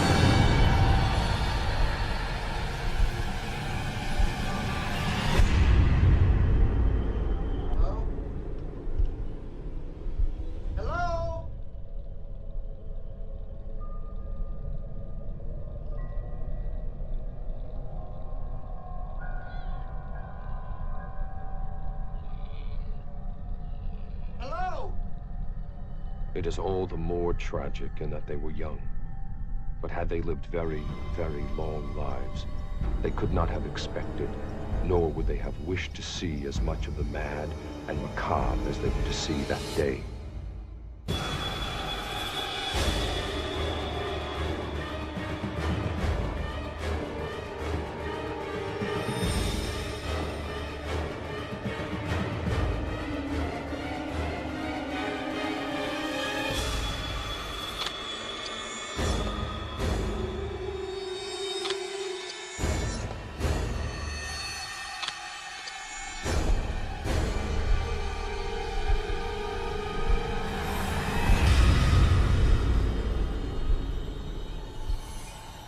The events of that day were to lead to the discovery of one of the most bizarre crimes in the annals of American history.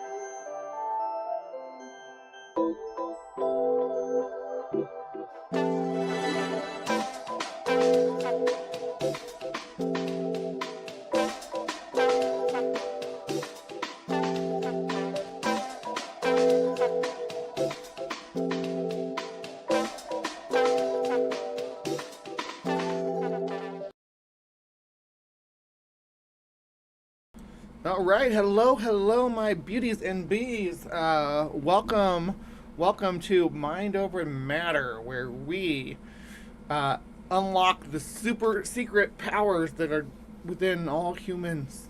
And we all have access to them apparently, if you just know how. I mean, there's no mutant X gene. You just have to be able to just be awesome. Now, the idea of just some people being able to just be awesome and just be able to use all these superpowers and stuff, you know, psychic powers and psychometry and telekinesis and all that stuff. There actually was a generation, or there actually were special people born to have access to just that. We call them the Indigo children.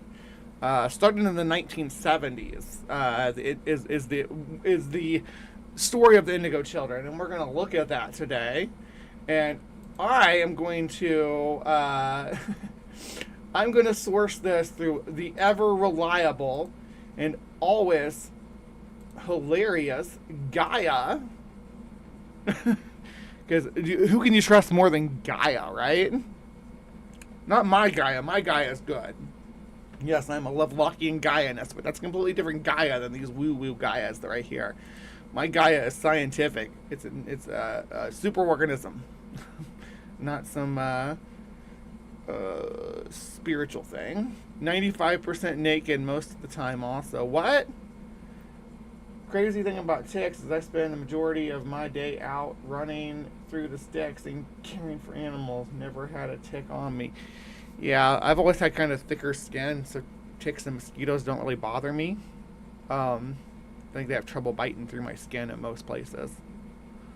Alright, let's talk about these Indigo children.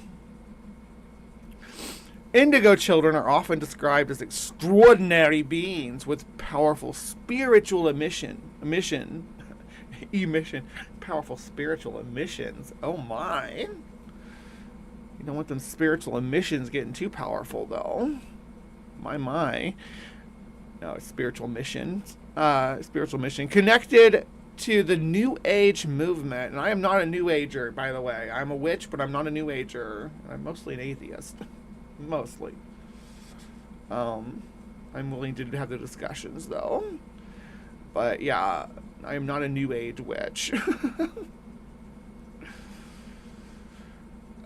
Yeah, connected with the New Age movement, the concept of Indigo children suggests that these unique human beings come in to the world with deep intuition, psychic abilities, and a strong sense of purpose.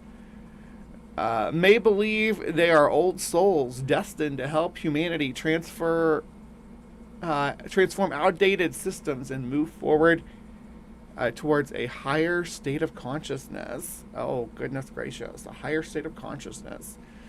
And you're super special if you're an Indigo children. Now, yeah, Indigo children. What is an Indigo child? Right? Let's see. An Indigo child is a spiritually gifted member of a new generation. A new generation started in the late 1970s. So it's not all that new. Not all that new. Us Indigo children are all grown up now, and it didn't do a lot of good for us to be Indigo children. We still failed at life. Maybe life failed us because the state of the humanity right now is pretty gross. So if we're supposed to be here to sway motherfuckers to live better, we're failing. I don't know if I'm spiritually gifted is the proper term. To be clear, I link spiritual and psychological together. Those are both the same concept. They're just it's like the difference between alchemy and chemistry. Spirituality was the term used for psychology and psychosocial behavior before we knew what those were. So that's my take on it, and come at me. Often depicted as strong-willed, empathetic, and deeply intuitive. So you'll see a lot of people talking about or trying to link Indigo children to ADHD and autism, or link autism and ADHD to Indigo children is probably a better way to describe it. The term comes from the belief that many are born with an indigo aura. My aura is amber, though. Amber is the color of your energy.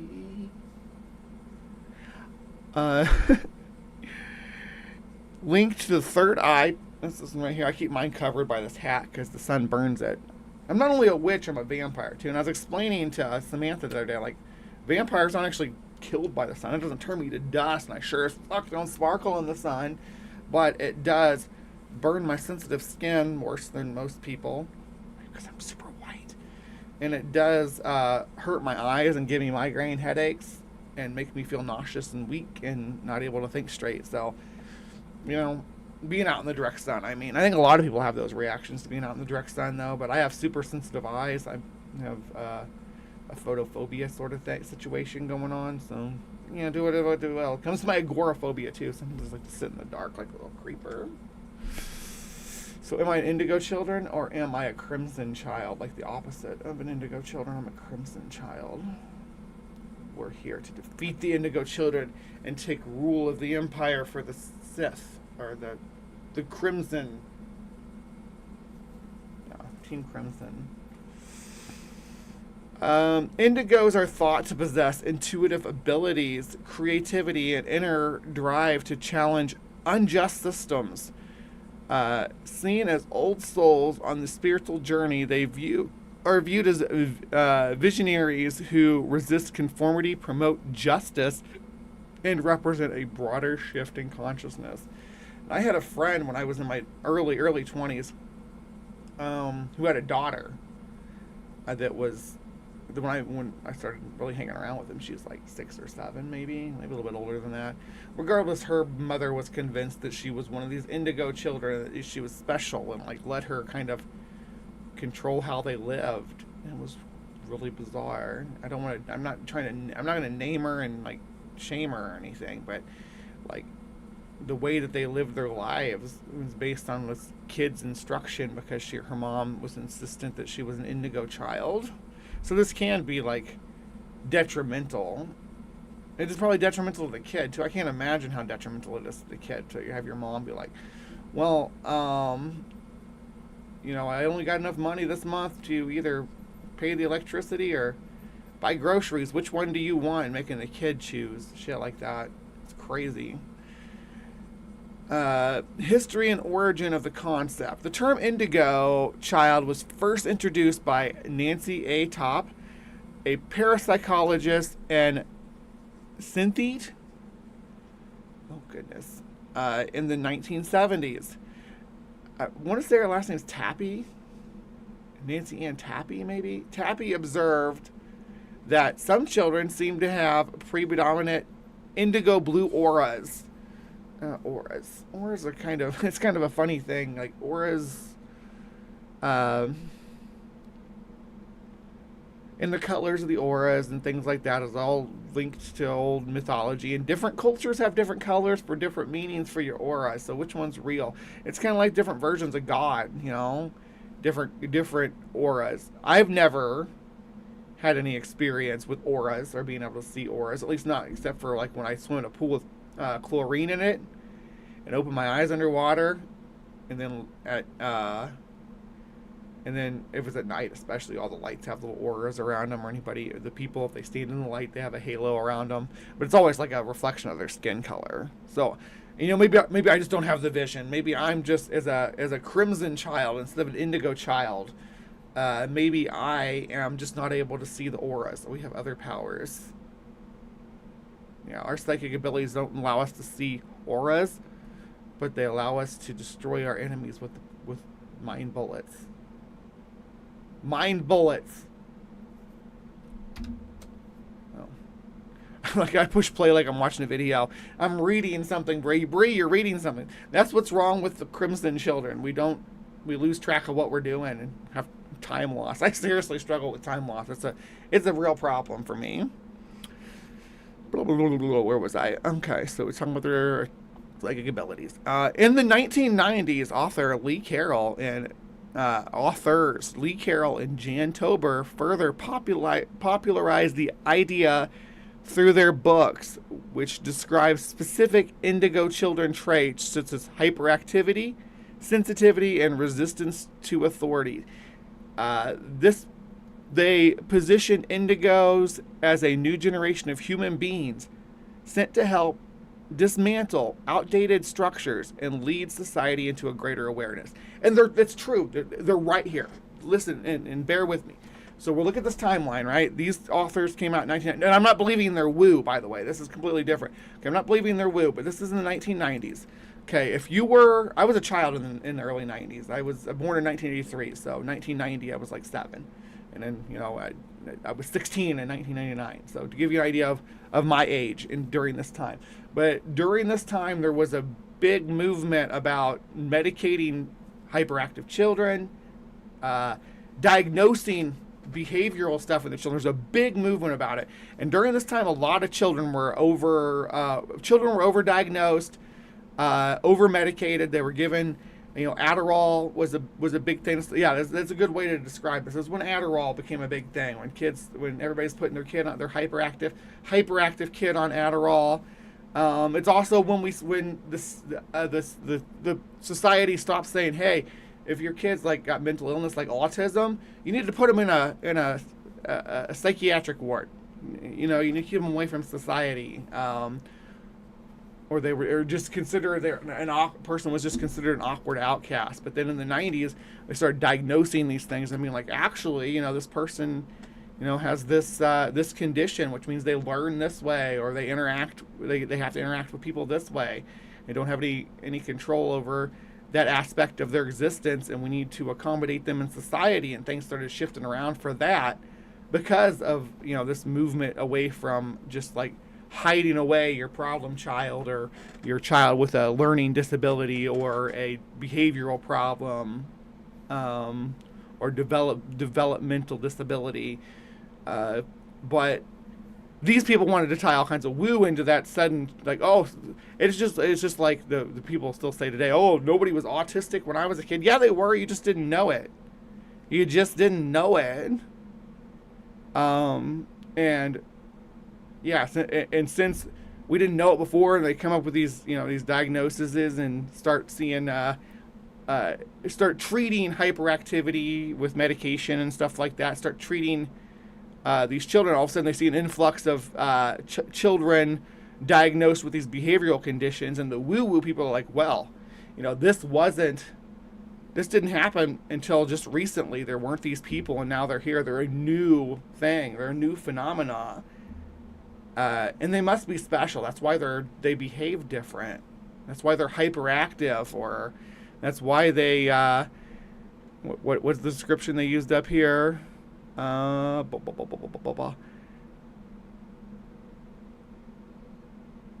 guess they used, it was a strong sense of purpose, strong-willed and all that crap. Yeah, where was it? This is telling all the woo-woo stuff about it, but there was something in here. Oh, there we go. Strong-willed, empathic, and deeply intuitive. And also because each generation moving forward is a little more progressive than the last, less tribal, because human society is globalizing, and the Earth's basically the whole Earth is a melting pot at this point. So people are more empathic and intuitive to other cultures and other people's needs and upbringings and things like that. So yeah, the newer generation are going to seem more intuitive and have to seem like they have more empathy than previous generations. It's always going to be that way. Even my generations and my thoughts are going to seem like kind of conservative and old-timey here in about 30 years or so, right? Even my values are going to be looked back on as like, oh, wow, maybe she was sort of conservative, just because that's how society works. But we can pretend that it's because they got magic woo children. History and origins of the concept, we just read that. Seeing auras. They have greater awareness. Since then, the concept has grown beyond indigo to include crystal children, rainbow children, and later diamond children. Each wave carrying new gifts and missions in humanity's spiritual evolution. Maybe I'm a rainbow child. A little dark for a rainbow, though. I'm a rainbow in the dark. It's DL, for those who didn't know. What's this? Is this going to tell us? My name is Matias Stefano, and my purpose is to remember. Since I was 3, I began to remember past life before I was born. I thought this was normal until many years later I realized I also fantasized about past lives where I was a pirate or a ninja or a Viking or a medieval princess or a jungle queen. Yeah. people could not see what I could see. Usually, at this age, the brain begins to disengage with other dimensions, but mine stay active, and still is today. This part of my brain that is still active allows me to remember in full detail the past and connects me with the cosmic memory that unites us all. Does it though? Does it connect you with your inner self? That's fine, but to claim that this stuff is extending beyond your body is Through these questionable. visions, I see people and places and important things. These visions help me piece together the existence of not only humans, but the universe itself. This place I was connected to was referred to me in my visions as Thamthirga, which means spiral cord of God, or as I later learned, Yeah, Ritalin was the predecessor to Adderall too. Ritalin and then Adderall and then what was it? What was the other hyperactive stuff? Xanax. Yeah. the Central Akashic Records. I believe I have been given this gift to tap into the Akashic Records of the cosmic plan so that I can help people understand the structure of the universe we live in. This dude knows the structure of the universe. Well, good for him. Yeah, exactly. Yeah, you know the structure of the universe? Maybe go to like MIT and get a degree and use that big old brain of yours to help innovate society to better accommodate the survival of our species and the rest of the species on Earth, instead of making Gaia videos. Concept of our existence and the importance of things we ignore in everyday life that Show, don't tell, though. That's what I'm saying. are essentials for our growth as we move into the next dimension.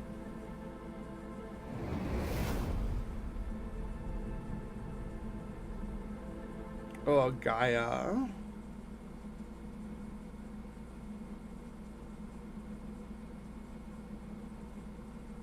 Ooh, that sounds awesome. Yeah, I'll send you my address, John.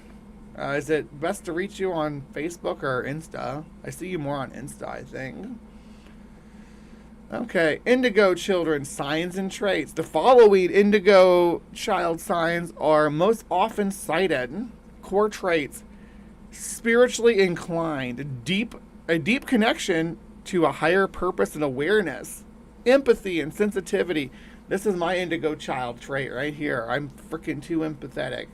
I want the best. I want to see the best in everybody, and I want to the best for them. Until I don't, of course. There's you can cross a line where that no longer becomes my intention. Just saying, don't push me. I'm speaking to a specific audience who's thinks they can come at me. You don't have that kind of power, son. I'm not who you think I am.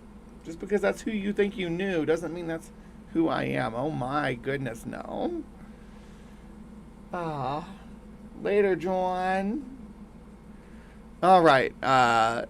So feels the emotions of others strongly, sometimes too intensely. Girl, same. I'm an Indigo children. My crimson is turning indigo. What am I supposed to do here? Creativity and intuition, artistic talents linked to the intuitive abilities, dreams, or even clairvoyance. Now, I am pretty dang creative. I used to be an artist. If you want, you go to my feed, you can see some of my art that I've posted there. It's been a while since I posted anything because I'm more of a was an artist. I did digital art, but before that I've done painting, I do drawing. I spent most of my life drawing comic books. I used to draw my own comic books, and I am pretty good at it. I'm pretty decent. but a lot of that was lost. But there are some you can see. Some of my comic art is up on the community page. If you scroll down through it, you can find some. I was a working musician through my 20s, while I was doing the factory thing that I bitch about all the time. I was spending my weekends traveling the Midwest in my various bands from my early 20s. I was in about, I'd say 2 or 3 metal bands that were, a couple of them were kind of the same band with just a different name and different drummer, and it's complicated, my musical history. But I'm a musician. After about the age of 25, I really shifted towards just focusing on my folk music, though. So I play banjo, mandolin, guitar, obviously, bass. I have some bongo drums that I love to play. I got an Irish tin whistle, which you can hear in some of my clips where I play. There's the Hobbit song, and then I play Somewhere Over the Rainbow on my tin whistle. I'm really a decent harmonica player. I was just dusting off my harmonica the other night playing some Ozzy for Samantha. Because there's that first album they come out with, there's a song called The Wizard. That's one of the songs I cut my teeth on. But playing harmonica is it's not like something I just learned. It's a legacy instrument. I've been playing that since I was 6 or 7. Me and my brother both play harmonica. I don't know if he plays as much anymore, but my dad played it and his dad played before him, so it was like a family thing. His dad was a railroad worker, so all them guys had harmonicas because you were alone for weeks on end. Or basically alone, if you were working the rails, working one of those little stations. You see people going by, but that's about it. So playing harmonica, and he was actually my grandpa did a lot of things, but I don't want. Yes, I used to have a baritone ukulele, but I don't have it anymore. I gave it to my daughter. I also had a whole bunch of electric instruments that I gave away. I still have some electric guitars, but they're not my primary thing that I play. I still play mostly acoustic. I have actually a channel for my acoustic, for all my entertainment stuff. I also do makeup and stuff. So yeah, this creativity thing is really selling me that I'm an Indigo child now, because yes. Let's see, where was I? Okay, so justice driven, a deep need for fairness, often drawn to activism or causes. Who, me? Who, me? Yeah, that's really been. I actually had a little falling out with one of my friends here a couple of weeks ago over my justice driven senses. It's like, no, I have to be able to say this thing, or I will feel like I'm not being, or that what I'm saying is not just. Bond with the natural world, an affinity for animals, plants, and Earth itself. And I actually say this a lot. I'll say, because animals, generally, I shouldn't say never. I've not had very many situations where animals didn't like me and come up to me and want to interact with me and stuff. So I'll be like, you know what? I'm a natural witch. Obviously, animals and plants and stuff just love me. So even though I've killed so many plants and so many animals too, I'm gonna lie and say that the early days of my entomology fascination didn't result in me trial and erroring my way through a lot of baby praying mantises and baby stick insects and roach colonies and all kinds of stuff. So yeah, to me, I'm like, oh, animals love me, and I'm so intuitive and in touch with them. And to the animals, I hope the apocalyptic lady gives us the proper water this time, or keeps us, or doesn't cook us. I cooked one of my tarantulas at one point because it was a tropical species from Brazil, and it was winter, and it was in a basement. I'm like, you know what I'm gonna do? I want to put this space heater right up against the side of the aquarium. Cooked the poor little thing. It was terrible. I felt so bad. It wasn't even a little spider. It was a big tarantula. He was pretty big. She was a pretty big guy. But you live and learn these things. So yeah, I'll be like, oh yeah, animals love me, and I'm intuitive in nature. But honestly, and in reality, it's more like, yeah, you're you love animals, and you and I'm just speaking to you. I won't convince myself of this, but I can convince you guys of this. There's part of my brain that's always going to be like, no, you have a special bond with animals. And I can't do anything to stop that. It's just how my brain is. But, like, I think we all think that about ourselves, about something. Like, oh, I have a special connection with this external thing that nobody understands. But it's all psychosomatic. It's me projecting or personifying the animals and then personifying their behavior in affinity for me as something special. But I allow myself to think that, allow myself to feel that way, because it's psychologically it's a positive in my life. It doesn't hurt anything, and it helps me move through the world to look for to accept asinine signs from the universe and things like that. Anyway, behavioral patterns. Agent of change. Frequently advocates for social justice, environmental protection, and human rights. That sounds like a girl. Sounds like me. I'm really feeling indigo right now, even though I'm crimson. Crimson indigo. I don't know. Would a suit of crimson and indigo even look right? I need a super suit, but I'm going to be like Sue Storm, maybe. Ooh, can I get like a Fantastic Four style suit? Ooh, that'd be hot. Except for, instead of blue, it'll be indigo, because I'm an indigo child. And instead of the white, it'll be black, because I'm a goth bitch. I'm not going to wear spikes and stuff, too. But I'll still wear red on the weekends. I mostly wear red and black anymore. Agent of change. Sense of not belonging, often feeling different or isolated from their peers. Tell me about it. Who hasn't felt this way? This is especially people that struggle with mental illness or developmental disabilities or behavioral stuff, behavioral conditions. Intense energy can be misdiagnosed with ADHD. Here we go. Misdiagnosed. You've been misdiagnosed. Your proper diagnosis is indigo children, but you've been misdiagnosed with ADHD, Bree. You've been misdiagnosed with functional autism. Sold my guitar, violins, and a few, and my first few ones, which had immense sentimental value, and my synth keyboard out of necessity a few years back. Yeah, I've had to sell some stuff too to get by. And because I take up space, I don't have as much space as I used to. Academic struggle. Child after my own heart. Difficulty with rigid school systems. Prefer experiential or creative learning. That's true. That's me. And this is not a new thing. This is not an indigo children thing. I don't know where that selling point is coming from, but like, some children are creative and have that kind of vein, and some don't, or in that vein, and some aren't. Yeah. So and there's always been creative people. Again, we talking about Mary Shelley a little bit ago. Was she an indigo child before her time? Is that what the claim is?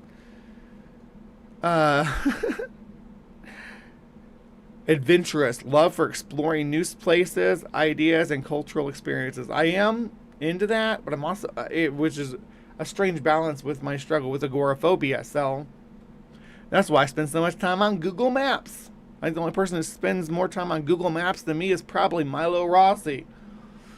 All right, let's see. Physical traits. Oh, we have specific physical traits too. I didn't know that. While less emphasized than personality, some believe indigo children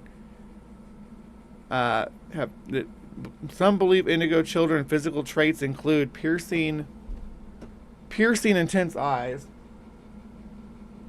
Mine are looking dark in this lighting, but I have pretty intense green eyes.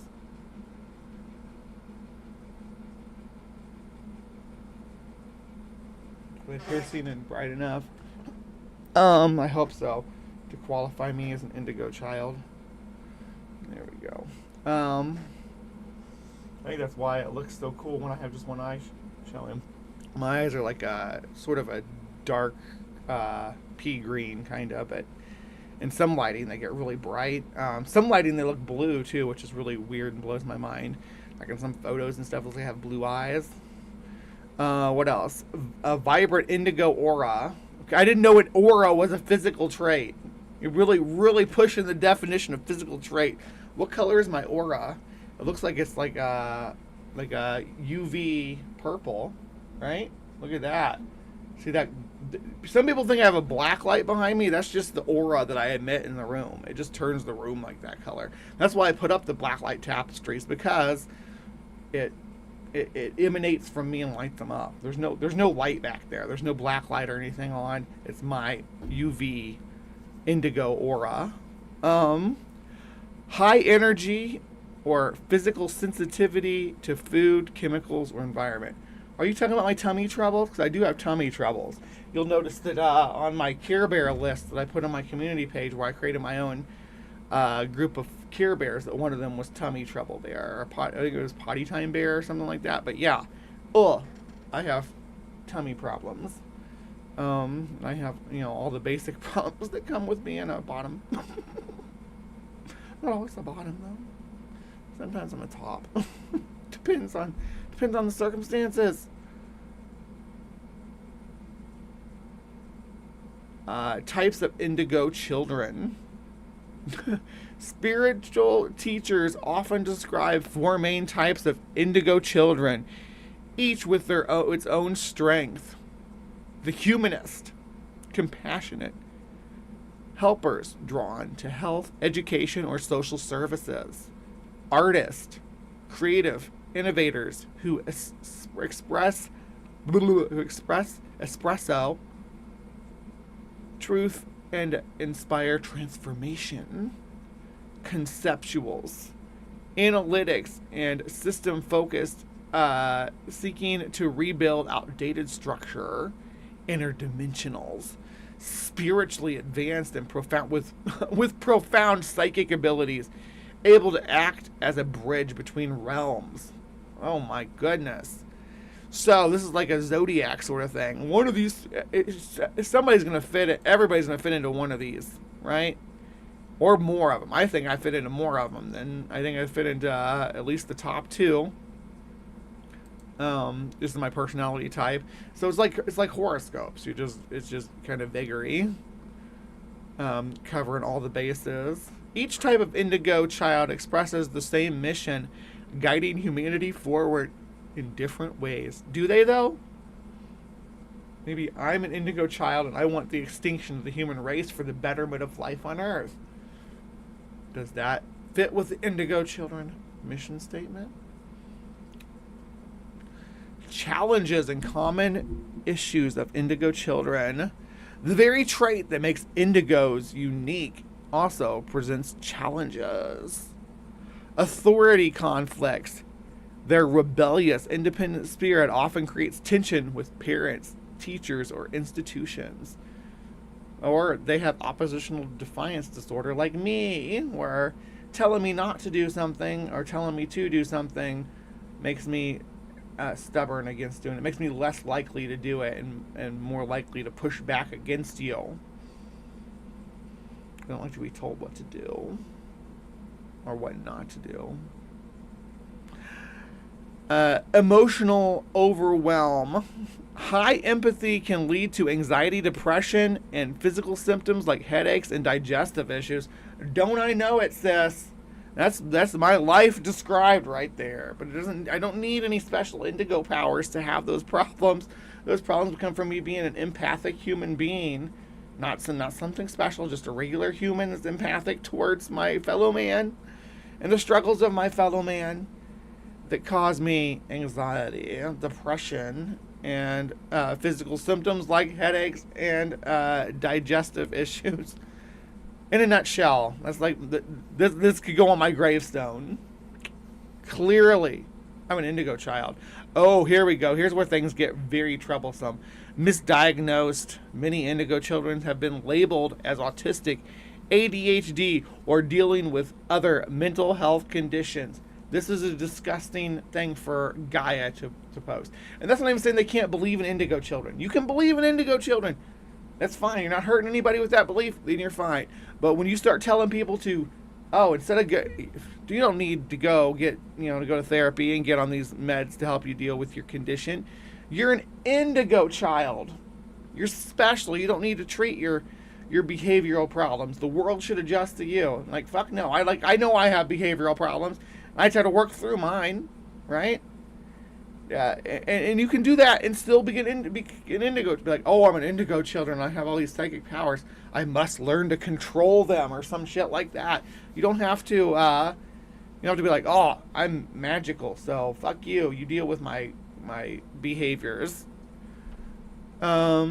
Isolation. Their sense of being different can result in loneliness and feeling misunderstood. I think a lot of us have been there at some point in time, right?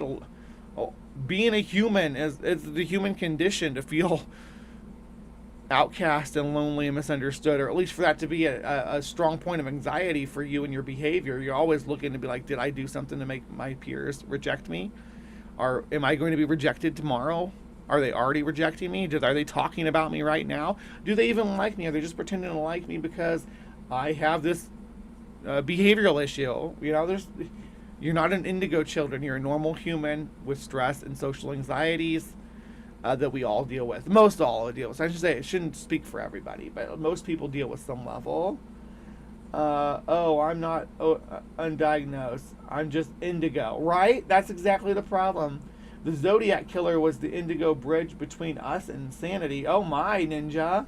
I wonder who makes this stuff up and gets it spread so wide. Well, funny you asked. We did talk about that earlier. I think you were here, but the concept was Nancy Ann Tappy, but these two women right here are the ones who kind of like set the movement off, and their books are the ones that were in all the New Age and occult shops and stuff like that, pushing this nonsense narrative of indigo children. And again, I'm not telling anybody they can't have their own practices and beliefs and stuff, but you should never push that people are being misdiagnosed, because they're actually using the word misdiagnosis here, by doctors, and that they're actually, magical spirit beings. These struggles highlight the importance of emotional support and environments that nurture their adaptability, creativity, and inner gifts. This kind of comes. It reminds me of the telepathy tapes a bit too. Upset indigo or crystal children, try these 5 emotional first aid techniques. Oh goodness, and we'll have time to look at that after we finish this article. Where was I? How to identify an indigo child. Recognizing an indigo child involves observing both behavior and energy. Signs include questioning rules and refusing to accept because I said so as an answer. That's because I said so should never be an answer. There should be, your child wants to understand the world, and because I said so is never going to be acceptable as a explanation for the world. It's just going to leave the child wondering and make them even more curious about whatever your I said because I said so thing about. Explain things to your child. Explain the world to your child. They'll thank you. Deep empathy, often sensing what others feel without being told. So this is a trait that becomes common with among autistic kids or kids with other behavioral or developmental conditions, that if you have struggled with understanding normal human, or not normal, I don't say normal, neurotypical, there's what I mean to say, neurotypical behaviors, you supplement that by learning to pick up on facial features and social cues, body language and things like that better than your average person, because you don't have that natural, they just got off work, so they're probably going to be grumpy or something. So you have to look for, your brain doesn't automatically go there. So you just look for social cues to understand how how they're going to be responding and how they're going to interact because of that, because of their behaviors, as opposed to just intuition of understanding empathy. And I don't want to accuse anybody with autism of lacking empathy. I don't think that's not what I'm trying to say at all. It's more complex than that. A strong sense of purpose and a conviction they are meant for something more. Don't we all feel that way, though? I feel like I was meant for something more than sitting here in the dark yammering about freaking cryptids to a small audience. You know, I feel like I should have been out in the field or something. You know, I should have been out doing the cryptozoology, like on boots on the ground. I would love to do that, but I got to get my head straight first.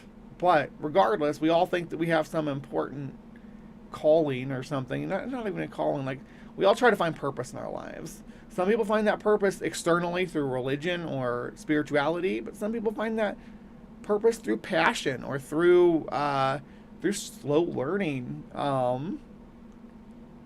But you know, and you're not born. Religious people will disagree with this, but you're not born with a purpose. You have to build your own purpose. You have to build create the own meaning to your life and what you leave behind. Create your own legacy. I think these are just basic human qualities. Interest in humanitarian causes, spirituality, or the natural world from an early age. See, and that's the thing too, is like sometimes humanitarian causes and spirituality run counter to one another. Sometimes those are, you know, antipodal concepts. Like humanitarian causes, like, you know, ending slavery, like slavery abolition, was pushed back against by spiritual movements that said that that their holy book indicated that one group of people were lesser than the other. So, you know, spirituality and humanitarian stuff can be in conflict with one another. It can be in conflict with the natural world because, you know, let's look at the Genesis in the Bible, in the Abrahamic faith. The world's calculated to be like 6,000 years old, which is a conflict with the natural world. So, you know, combining these as one quality is problematic in itself, and even humanitarian causes in the natural world can conflict with each other, because, you know, climate change and things like that, you know, have a long-term negative effect for a short-term positive effect for third world countries. And I use the word third world like they used back in the 80s as nations that weren't affiliated with the USSR or the USA. I'm not trying to be derogatory. So they're just describing people. Aunt Jur's got it. Some parents find traditional personality tests do not capture their Indigo child's unique worldview. Supporting their creativity, independence, and spiritual journey is key. I think that's called parenting, right? Well, the spiritual journey part of it's a little different, a little nuanced there, but as a parent, you should support and encourage your child's creativity for the outlets that they enjoy and their independence to pursue their interests independently. But spiritual journey is a little different. I don't agree with teaching any child under the age of, like, I don't know. It can be subjective to the child, but usually somewhere between the ages of 8 and 13 when a child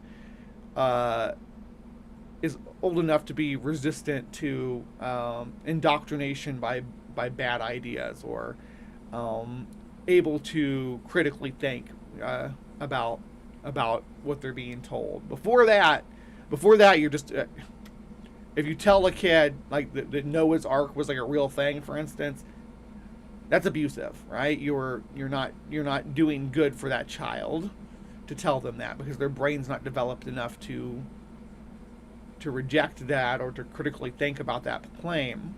And that works with like supernatural claims too, right? If you tell a 5-year-old that every creak and knock in your house is a ghost, their undeveloped mind will not critically think, is it a ghost? Is it air in the pipes? Is it a raccoon in the attic?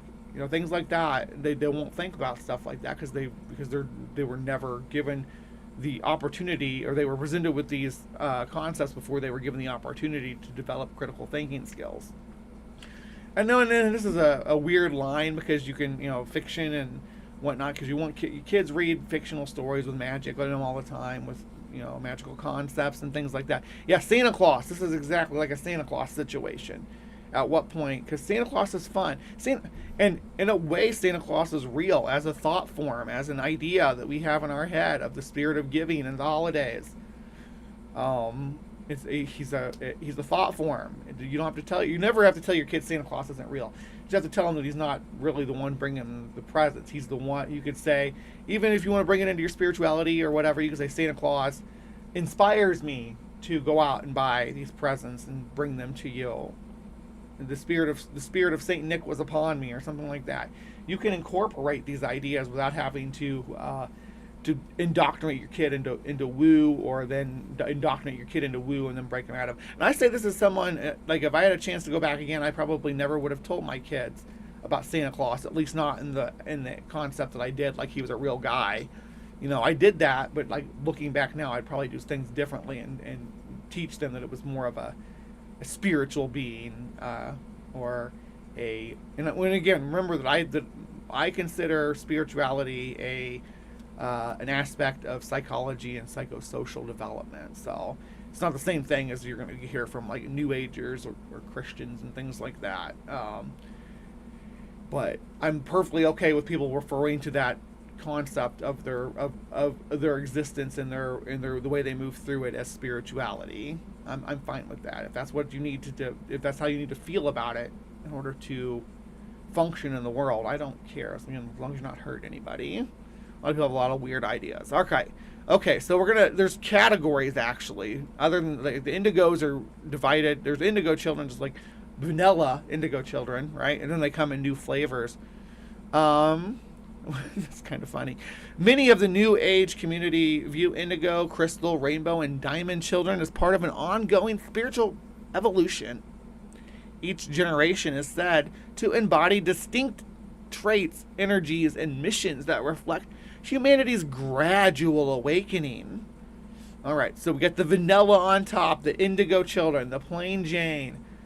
Yeah. All right, so first wave indigo children emerged in great numbers in the 1970s. Known for their strong-willed, independent, and often rebellious, they are considered spiritual warriors whose purpose is breaking down outdated system.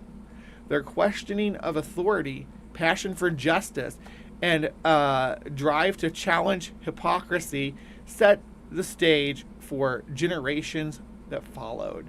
So basically saying, oh yeah, Gen Xers were rebellious, so they're indigo children. And I guess Zennials, which is the first wave of millennials, which I belong to, we must have been in this category too, because the next group didn't come around until the 90s. We're talking about crystal children. The next wave, crystal children, began appearing in the 1990s. In contrast to the fiery indigo energy, crystals are described as gentle, peaceful, and deeply connected to love and healing, with large, expressive eyes, calm auras. They are thought to embody harmony and compassion, often bringing balance to families and communities destabilized by indigo intensity. So these are later millennials. Their childhood is punctuated by 9/11 and the cultural shift of 9/11. So yeah, they're gonna have they're growing up in a world that's a lot different than the indigo children grew up in, and it's gonna show in their behavior. So people that grew up and have never not known war is the people you're talking about. These people have never not known war. So wanting to be more gentle, peaceful, and connected to love and healing doesn't surprise me much that these late millennials and early late stage capitalism, these millennials and late millennials and early what were they, Zoomers, I guess, after that, Zoomers experience. Yeah, the world they experience is horrid, of course. No, no 60s indigo people, sorry. You all were, children of Aquarius or something like that, I think. So you were before indigo, the age of Aquarius children, right?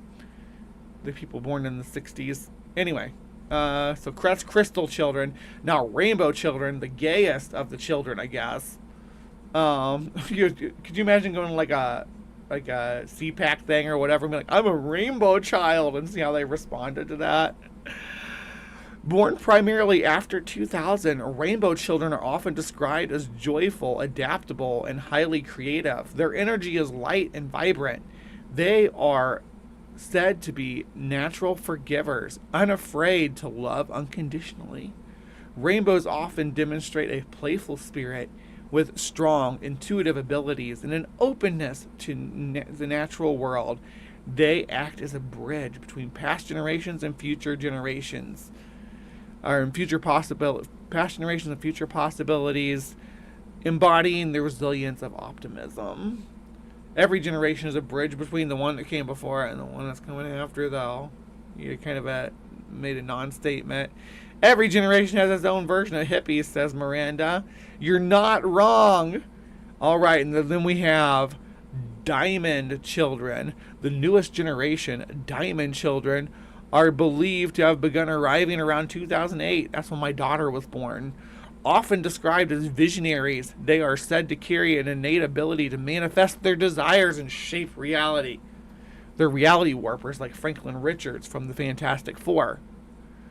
With advanced psychic abilities and deep spiritual awareness, diamonds are seen as teachers and guides for humanity's next leap in consciousness, embodying clarity, truth, and a high vibration of energy.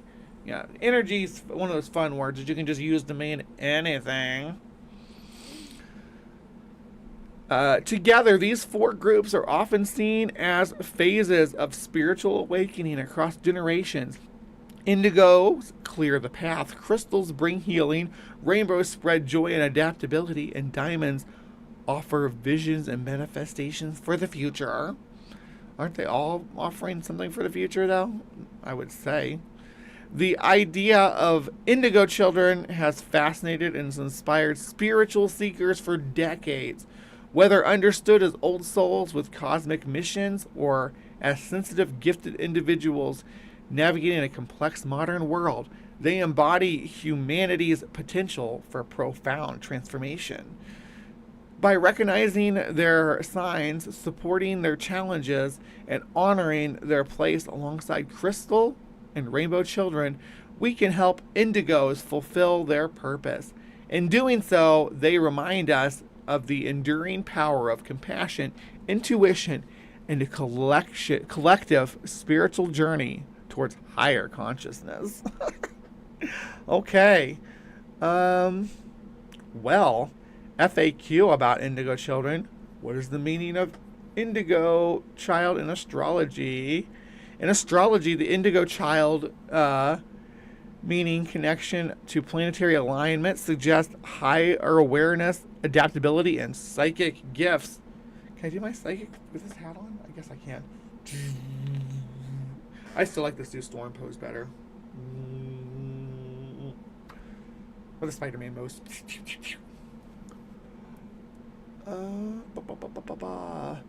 Indigo is linked to the third eye chakra, symbolizing sight. Yeah.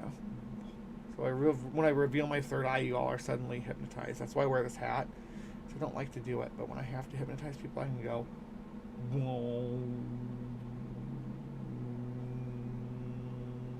Look how bright my eyes are too. I'm fully indigo with my bright eyes. Go this way. There we go. It's supposed to, when I look straight forward, it's supposed to cover just one eye. Yes. Are indigo children still being born? Yes, many believe indigos continue to be born, though newer generations, crystal children, rainbow children, and diamond children, have since emerged. What does indigo mean spiritually? Spiritually, indigo is the color of intuition, awareness, and truth. It is often linked to the third eye chakra and associated with wisdom, spiritual insight, and deep connection. What comes from indigo children? After indigos came the crystal, rainbow, and diamond generations, each carrying a new mission to further humanity's spiritual growth. How to parent an indigo child. Parenting requires patience and flexibility. Support their creativity, encourage their empathy, and avoid rigid systems. Provide outlets for their hyperactivity and recognize their unique gifts rather than trying to fix them. Because that's just parenting. The author of this was Gabriel Soka, a communicator who redirected his career as traditional media to embark on a deep spiritual journey. Today, he dedicates his sharing spiritual content and offering personalized Akashic records and Reiki sessions. All right, so then we had this coming up here, which was upset indigo or crystal children. Try these 5 emotional first aid techniques. How about you actually use proper behavioral health care kind of stuff with your kid instead of going to Gaia to figure out how to be a parent. Does your indigo or crystal child need her energy reset? It's her. Yeah, it's feminizing. Such children are extremely fine-tuned and sensitive with all the energy they pick up from the outside sources. It's no wonder they can get upset or scared at times. These 4 exercises won't fix everything, but it helps get both you and your child in the habit of balancing, resetting, and purifying your energy, which is an important practice for all indigo and crystal children. Hook up. Don't hook your kids up. Like a matchmaker. I mean, I'm talking about children here, not adult children or teenagers even, like children. You should not be dragging your children into this woo kind of belief system. When they get older and can choose to participate, then yeah, that's fine. And I'm not telling you can't bring your kids to the Beltane festival of your local coven or whatever to participate in like cultural practices, but don't be like, oh yeah, you're a special psychic magic person to your kid. Don't tell them that. Good grief. Guess what? If your child is upset, you might have something to do with it. Check your own energy. Check yourself before you wreck yourself, indigo parents. You are the stronghold and safety. When you are energetically scrambled or stressed, you can guarantee they will be as well. Take some time to calm and relax yourself. Lock your kid in a closet while you do tantric meditation. No, it doesn't say that. And notice how it affects their energy. Try this hookup exercise, and it gives us an exercise on how to do like a meditation ritual thing. Taming the dinosaur. We play that in the bedroom sometimes. This technique usually, not with children, but this technique usually helps a child relax and calm down when they're upset, scared, or appear to have temper meltdown. Rub your hands together quickly to collect all the energy in your hands. Take both hands. Take both of your hands and place close to your child's head, like grab their head.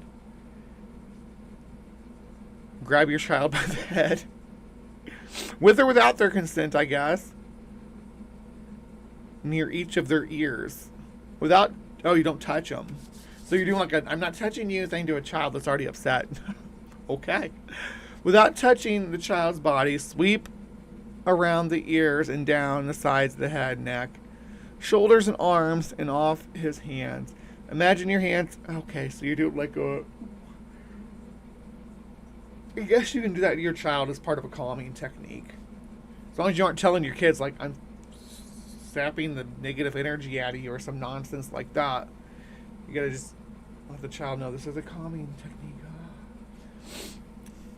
I do calming techniques to myself all the time. Sometimes I'll just put my hands on either side of my head like this and sit here. Try to calm my brain. Sedating triple warmer is another powerful way of calming your child's energy down. While the child is calm and sitting, okay, if this procedure is done once or twice a day for 3 or 4 weeks, you literally can reset a child's nervous system into a calmer mode. What the fuck? This is a relaxing activity to do with your child as your child is going to sleep, and really can help them fall asleep faster, plus reprogram their nervous system at the same. No, you're not programming anybody's nervous system. Oh my gosh, this is such dangerous stuff that Gaia says. Hello,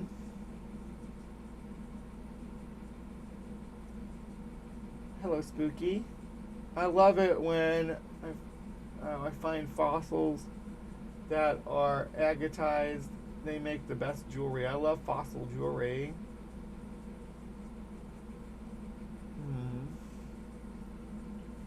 When your child is calm and sitting on the floor or lying down in a relaxed position, hold the front of her knee and the back of her elbow on the same side of the body. You may feel energy tingling as you move down the leg to the ground as your child is able to feel the energy.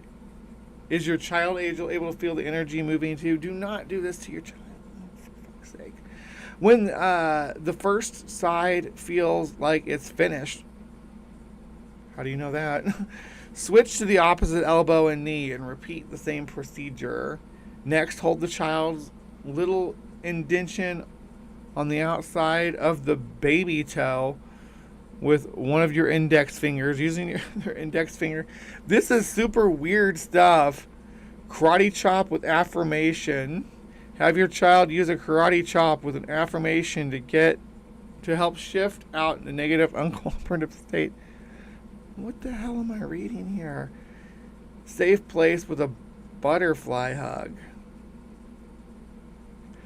This is craziness.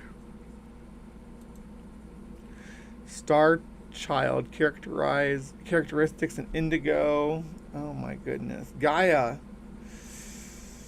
Oh, Gaia, get it together. Star children is a New Age term referring to spiritually gifted individuals believed to originate from other realms, planets, or dimensions. They are thought to be incarnate on Earth to raise universal consciousness. That's some spirit science nonsense right there. All right, so Gaia always coming in with the win. How many? Oh, Spooky says, how many harmonicas are 10 too many? So I have all 12 keys of harmonica, but I've lost some of my really nice ones. So like the G I have, for instance, which is the lowest key of harmonica, it is the one I have is shit. It sounds like shit. Yeah, I mean, bottom line, I used to have a really nice honer when, unfortunately, I don't have it anymore. Lament. Anyway, so what do you all think of the Indigo children? Are you an Indigo children? Or are you a Crimson child? What else was there? There was Rainbow, Crystal, and Diamond. How do you tell the difference between a Crystal and a Diamond? Indigo children is you pick the child up and you try to scratch it against some glass so you can tell if it's diamond or not. Anyhow, let me know in the comments below what you think of the Indigo children and how this phenomena, if you'd ever heard of it before, how it affected you. Have you ever been told you were an Indigo child growing up? Were you told that you were any kind of special spiritual being when you were growing up, and how did it affect you? I'd really like to talk to those people. I'd really like to talk to parents who think their children were Indigo children too. I'm really interested to understand the process behind that. But yeah, please remember to be kind. Take care, and we'll see you next time. All right, live from the Hive audience. Thank you so much for sticking around. I'm gonna see where I'm sending you guys, because I'm gonna use my powers for good. So I'm gonna send you guys somewhere. So I don't know where you're at. Give me just a minute. Will you go back already? Jesus. Yes, I'm grumping at my internet for being too slow. Let's see. Customization. Redirect. Who is live? Oh look, it's Nitty live. on 2 different channels though. Well, both channels say Nitty. Something about West Huff. Yeah, we're gonna send you guys over to Nitty. Tell Nitty that that Bree sent you. Well, one of these might be vertical. Hold on, let me click on the other one and see. Yes, that one's vertical. Okay, so I'm gonna send you guys to the horizontal one because that just seems like the better way to go since you all are mostly a horizontal audience at this point. All right, so there's gonna be a little song, and then don't go anywhere, don't leave, because I need all 20 some of you all to. Now it's only 19. Somebody already left. I need all 20 of you all to go over there. You don't have to stick around. I don't know if you're into what Nitty's doing or not, but I need you to be like Hive Raid when you get over there and be very proud of it. Be a proud people of the Hive, and let Nitty know where you came from. So when he has his streams in, he can send people my way, and then we can reciprocate. Anyway, I'm going to end my show now. Please enjoy the Triassic Cuddle, and then I'm going to kick you all over to Nitty.